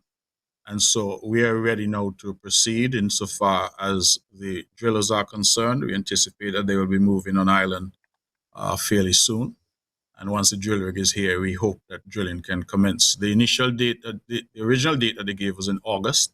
I'm still hopeful that we can maintain that date and be able to move forward with the drilling. This, of course, is the drilling of production wells. That is the bigger wells, which would then lead to the geothermal project. It would be a significant advancement to now do the production wells, because thereafter is just to construct the plant, and we are in business insofar as the energy is concerned. So we are doing 5 wells, 3 production and 2 re-injection wells. Is there any step when it comes to a national healthcare plan? And what about after that? The next will be the poultry plant at Prospect. What is the hold on that? So there's no movement on the national healthcare, as it says national. So it's really being dealt with on the federal end. We have seen no movement on that.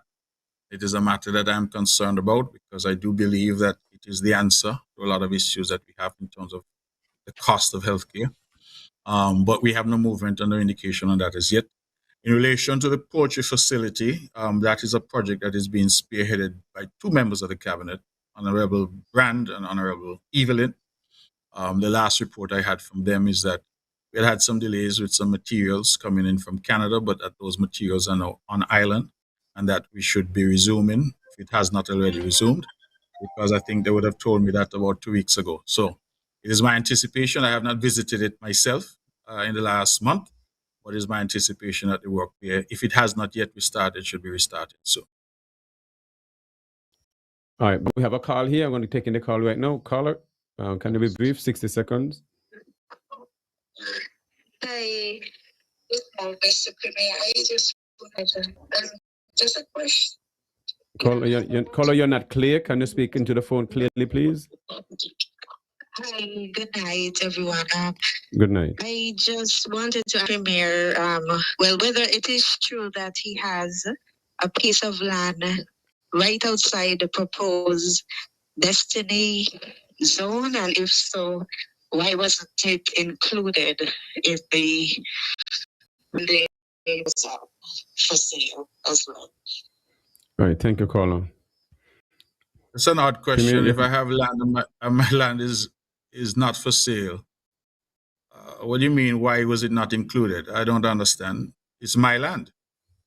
Just like anybody has a right to have land. So the question is, you have land in the area?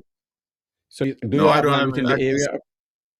I have some land that is. I have some land that is you know where those farms are in Cherry Gardens, on the other side of Cherry Gardens. Yes. Yes, okay. I would have purchased 10 acres of land there from Janice Daniel Hodge some years ago. Okay. And I have those lands there for all those years. I'm not aware that those lands are in any zone. And even if they were, like every other landowner, I have the right to decide whether or not I sell my land. So I'm not understanding the question. The question is asking, why are my lands not included? The answer is because they're my lands. Question answered. It's a rather strange question to me. Yes. All right. So what is the future? The project that is going up there with the hospital is there aim to get it finished within the next year or two? Yes, we're working on it. As I said, that's been a long. Which project are you talking about? The project that I mentioned this evening? I'll take the caller when we come back on that. Yeah. Caller, good evening. Have 59 seconds. Hi, good evening. Good evening. This one is directed to the Premier. Yes. Mr. Premier, I want to ask one question. Why Nevis? Why Destiny? And if you say your attitude towards the people of Nevis, I find, is one of the biggest issues. You have to understand that people are upset about this. You're the Premier, and your attitude sucks. You have to be a little more humble. I think that is what got you there in the first place. But all of a sudden, too arrogant. You have to change your attitude, and I think people are going to support you more. That's it, Carla. Carla made a point. Well, yeah, I mean, Bankie, when people start to talk about their perception of me, that's for them. That's not for me. The people of Nevis will ultimately have the opportunity to decide who they want, and that they've always had that opportunity, and they will make that decision. So if sometimes I come off as if they call us, say I'm arrogant. It's not arrogance. It is me saying what the position is and understanding that not everybody is going to agree with that position. It's called democracy. That's what happens in a democracy. I always love to remind people, because we love to say we're a Christian community, that Jesus was perfect and they crucified him. In fact, when Pontius Pilate asked the crowd whether they want Jesus to be saved or Barabbas, the old criminal Barabbas, they say, save Barabbas and kill Jesus. So I don't expect that people who are opposed to the CCM and opposed to me politically are going to say anything other than the comments that I've seen tonight. But at the end of the day, it doesn't matter, because we go to the polls and the people ultimately will make a decision. And if the last 30 plus years are any indication, I think we know what the decision is going to be. So I don't get too caught up. I don't get too caught up in the opinions of me, because that is neither here nor there as far as I'm concerned. I'm here to do a job. And yet, let me just finish. I'm here to do a job. Yes, right. People may agree, people may disagree. The two of you are doing an interview tonight. Some will agree with you, some will disagree with you, but that ought not to stop you from doing the best of you, the best job that you can, and to the best of your ability. And that is my position. See, Mr. Brantley, the difficulty. This in mind, we're gonna start. We're moving to the wrap-up stage. Yes. All right. Yes. So the difficulty I have with a bit of what you're saying here, and as much as I respect the fact that yes, the people would have voted for you and put you in that position for you to lead, as you keep mentioning, but one of the difficulties that I have with this at this juncture is that we had an example of a similar project. It's not a SSZ, because there's no other SSZ in the world, but there's a similar, I think it's a SEZ or something like that, that was conducted in Honduras. And the scenario that we had was that the government, like you who are in power right now, was for the project. And they went about, like you're saying, that they were given the mandate to do the project, and they went ahead and do the project. And then shortly after, they were taken out of government, and the opposition went in and sought to dismantle the project, and now the people are sued for some billions of dollars. So when you say that the people, so when you come to a project like this, that's what I'm looking at, and the risks that are involved. If you, for example, now, with 1 year left to go into an election, decide to just go hell full belt on and do this, and then maybe you're not successful, and the opposition goes in now, and then you don't put us in a position where, even if the opposition want to sign off, similar with the prison project and syndicates, so much investment done in that already, you just kind of have to work with it. You put the taxpayers at risk of having to pay. So as much as it may sound simple for you, those decisions are some of these things are what we consider in taking those things into consideration. by your argument, that is true of any contract any government enters into. But the problem I'm having, where we're having, is the consultation with the people, because you're going to make these decisions based on you said that people give you a mandate. But the people gave you a mandate right now. But Yahsonn, with respect, everything that you're saying applies across the board. If tomorrow I decide I'm going to enter into a contract to do a major project, we're just doing the airport project, we're going to do the geothermal project. If the government changes in a year and a half, a new government comes in, they say they want to tear up the contract, there are consequences for that. Okay. So I'm not understanding the point that you're making. I hear that, and I'm going to leave that there I'm going to leave that there just because of the fact that we do have a limited amount of time, and I really wanted to get in these questions before you leave.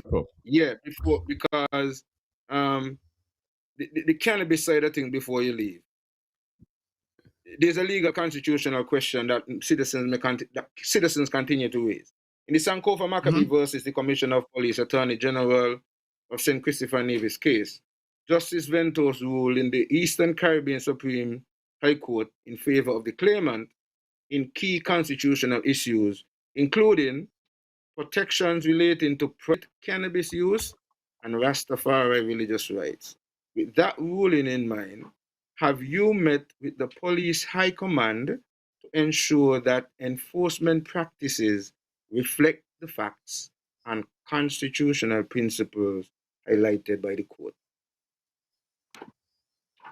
I have not had any consultations with the police because I thought a decision was quite clear. I'm not myself understanding why I need to consult with the police. The position articulated by the court is the law. It has interpreted the Constitution in a particular manner. And it is therefore for the police, for the Attorney General, for the Minister of National Security, for the Minister of Justice, and everybody else, including the courts, to apply that decision. So where me and consulting with the commissioner comes in, I'm not quite sure, Yahsonn. There's, I don't think, any role for me to play. The court has already determined what the law is and what the position is. I think because of the fact that we're still seeing the police infringing upon people's constitutional rights, there seems to be a lack of communication, whether it's between the executive, those who put the laws and regulation in place, and those who are supposed to enforce the law. So that is why I'm putting the question to you.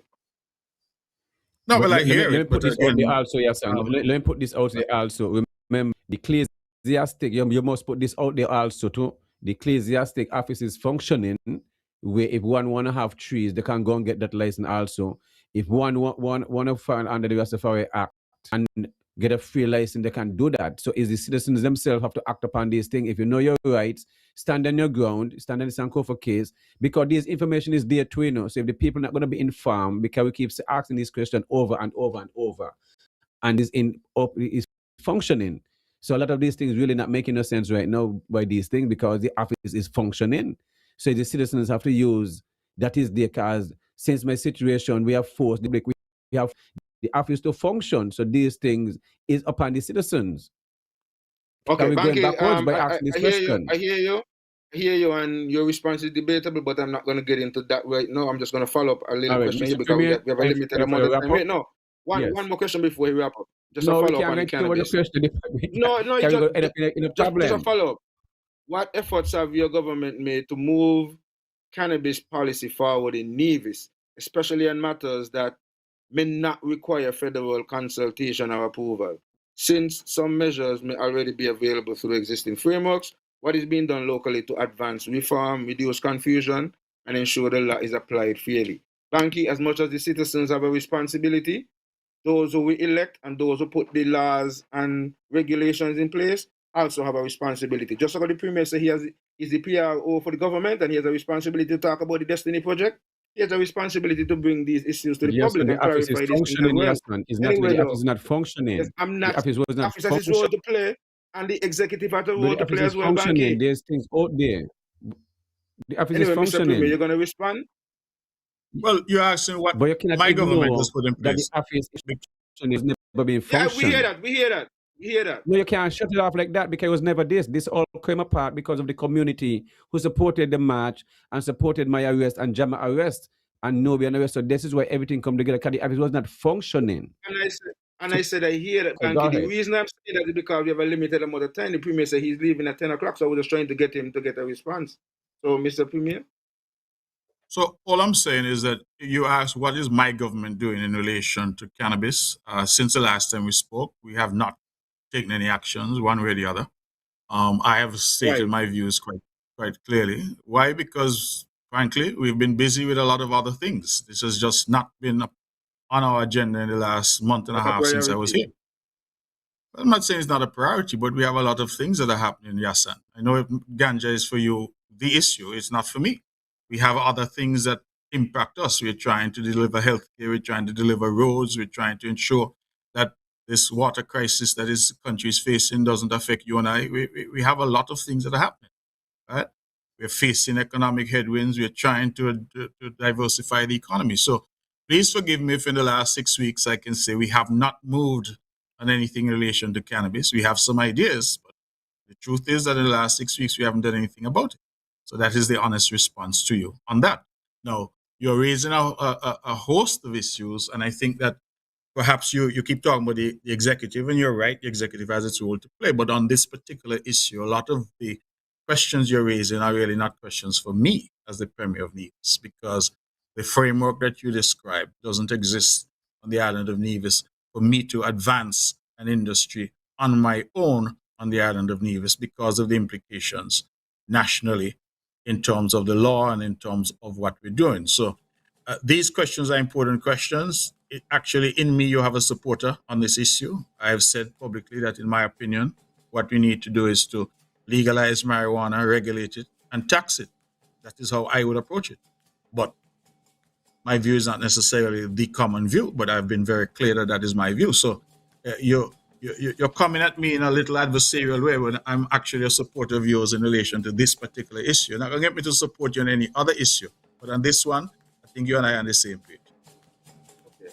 I want to thank you very much for Yes, taking the opportunity to be here with us this evening. Yes. And as you say, we started off pacing, and I think we continue that way. And I do always, respect the exchange and the reasoning as it is for us. We want to give you an opportunity for your closing. And in your closing, I want to let you know if part of the problem is the other ministers being afraid to come out publicly and be the PRO for cannabis and so on and be upfront. I could be the face for y'all, and I'm putting up my hands. You could give me a contract or whatever to deal with it. So I'm being public here with it because we need you have not been doing, and we need things done, and I'm putting up my hands. So anyway, in your closing, you're wrapping up. Give thanks. Well, just Bankie, I just want to thank you and Yahsonn. You all started with peace, and it was no spin bowling at all tonight. It was rap peace all the way. Pure spin, man. Pure spin, No, mere man, spin. it's rap- Easy ball rap get. peace all the way. But I like to be on the forum because I said the forum gives me an opportunity to reach everyone. People may not agree with my comments. People may not agree with my views and opinions, but that's democracy. And I've often said I don't need everybody to agree with me. In a democracy, you just need a majority to agree with you. So I believe in that regard. I feel quite comfortable. So thanks for the opportunity. Thanks for being here. And we will have multiple opportunities, I'm sure, to engage again. Right. And as we continue to engage with each other, we may not agree, but let us, if we disagree, we don't need to be disagreeable. That is all that I ask of our people, that we can debate and have a discussion at a particular level. And if we can do that, we keep boasting about the high literacy rate here. I think that we should speak in a way that demonstrates that literacy rate is indeed as high as we say it is. So thank you for the cordial discussion. Thank you. I saw some of the comments which are not particularly nice, some of the callers which are not particularly nice, but they should know that, it better to People stop. them because love that you, has- man. No, man, it people better them to love stop you, man. because it has zero effect on me. Right? Zero effect. So I just think that they just need to cool, simmer down and take it easy, and then we just move on and build the country. All right? All right. All Let me right. say, So, all Bankie, right. your closing yes. remarks. I just want to thank those who called in and those who choose to listen to Real Entertainment and the Topics. Thank you. Remember, this Friday coming up is a special edition of the Topics where we'll have Mr. Azad Gums of the PAM party, one of the upcoming candidate, and then next week Tuesday we'll have SKN Alliance, Netta McCoy, and then the same Friday coming up we'll have Mr. Kasha. Definitely looking forward for these other upcoming shows. We will have our different guests, and I want to say thanks again for you, Premier, for coming on and have a next reasoning, which was well. I'll just say engaged by the people. The love when you come here, the eyes up to the front of the class, You see what I mean? Little light spin ball really hit someone, but you ain't out for duck, so you're doing good. Because you make a duck, you're right. You've contributed. You're good. Guys, thanks a million, man. I really appreciate it. Man, it's on respect. Yeah. Blessings. Yes, sir. Ending on a very light moment, and really want to give thanks to the Premier for keeping up and living up to his word as usual. He said he would come on the platform regularly, and when we do call him, he's always make himself available. Even though he says, we would have given him some baseball and stuff. But that's what it's all about. We're here about getting the information out, asking the tough questions, and giving him the opportunity to speak. Him and any other person. So we want to, welcome those who are out there as well. If you feel you have an issue or, whatever that you want to bring to the table, the platform is here for you. We don't just do politics. We do a number of other issues, and that's one of the things about our platform. We do, we have a lot of different engagement. Right now, seems like, election fever is in the air. The Premier has the election in his pocket, and the Prime Minister as well. And that's something that I didn't even get to ask because I was wondering about the possibility of having a fixed date for elections and so on instead of this kind of thing. But, more times he'll be back and we're going to get more opportunities to have questions. And I'm sorry to the callers and some of the people on the wall, because when we have shows like this, we do have a lot of comments, and we encourage is that even at the end of the show, people, you can still continue and engage in the discussion and the conversation. We'll go back and we'll look at the comments as well ourselves and see what we could respond to. And we want to encourage you, before you leave, please subscribe to our YouTube platform. If you're not a subscriber yet, subscribe to the platform, like the platform, share the platform, click on the notification bell so you're informed every time we have another program. And on Facebook, you do the same thing, and on Twitch TV. Support Dennis Brown Jr., who has been, going through some tough times after the car accident on St. Kitts. It can be your brother, it can be a sister, it can be one of us. We are traverse, and so, when there's a time of need, if we can, we should, as much as possible, give. And so we want to encourage you to do that. And thank you, Premier. Thank you, our folks. Thank everybody. Until next week, until Friday, yes, when we have another edition of the Topics. Enough love, guidance, and protection. Enough respect, real entertainment team. Listen. Take it. Come on. At Shabazz Organics, we believe real people deserve real food.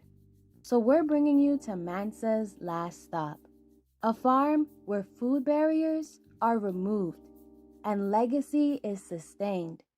We believe there's power in picking, so we allow you to decide what leaves the farm and enters your kitchen organically.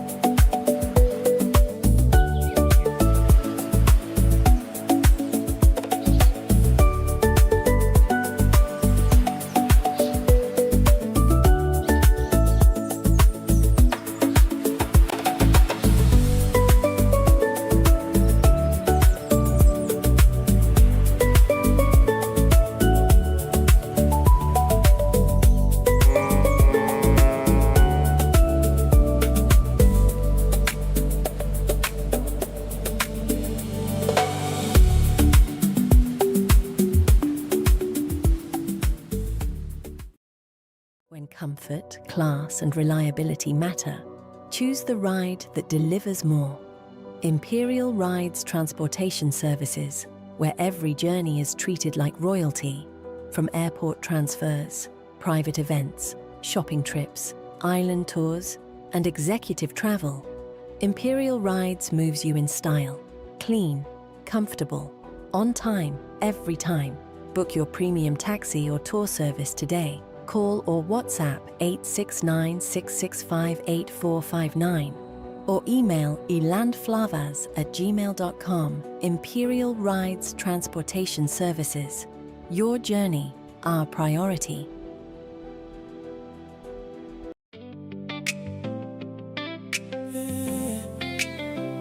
Into the world, the Topiks, Bankie and Yahsonn. Real conversations. Hey. Lately we be having conversations with the people, cause we feel like there's nobody really talking truth. We be having conversations with the people, cause too many media houses changing up the news. Everything was green light, now we seeing red. Everybody got opinions, few got facts instead. We be having conversations with the people, cause we feel like there's nobody really talking true.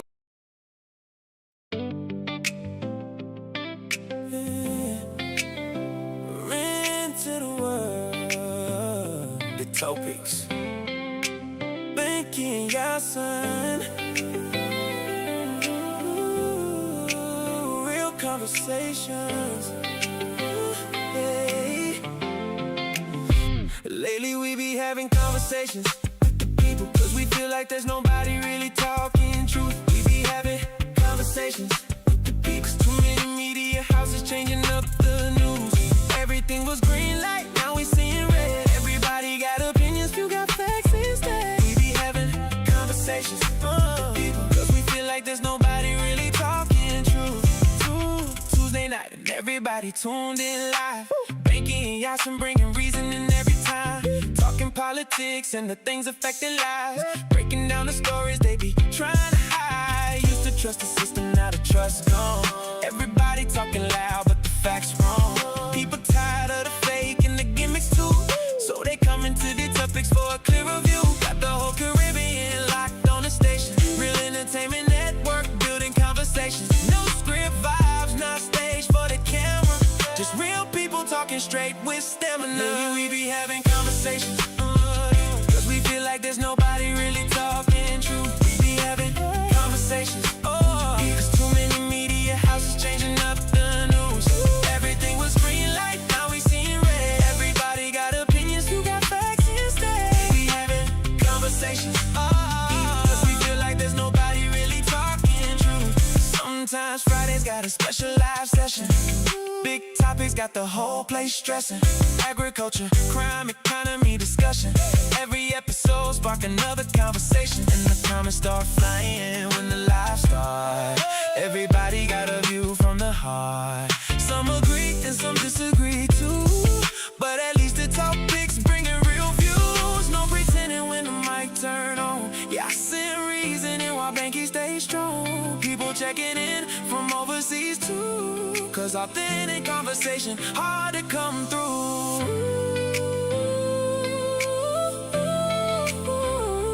Everything was green light, now we seeing red. Everybody got opinions, you got facts instead. We be having conversations with the people, cause we feel like there's nobody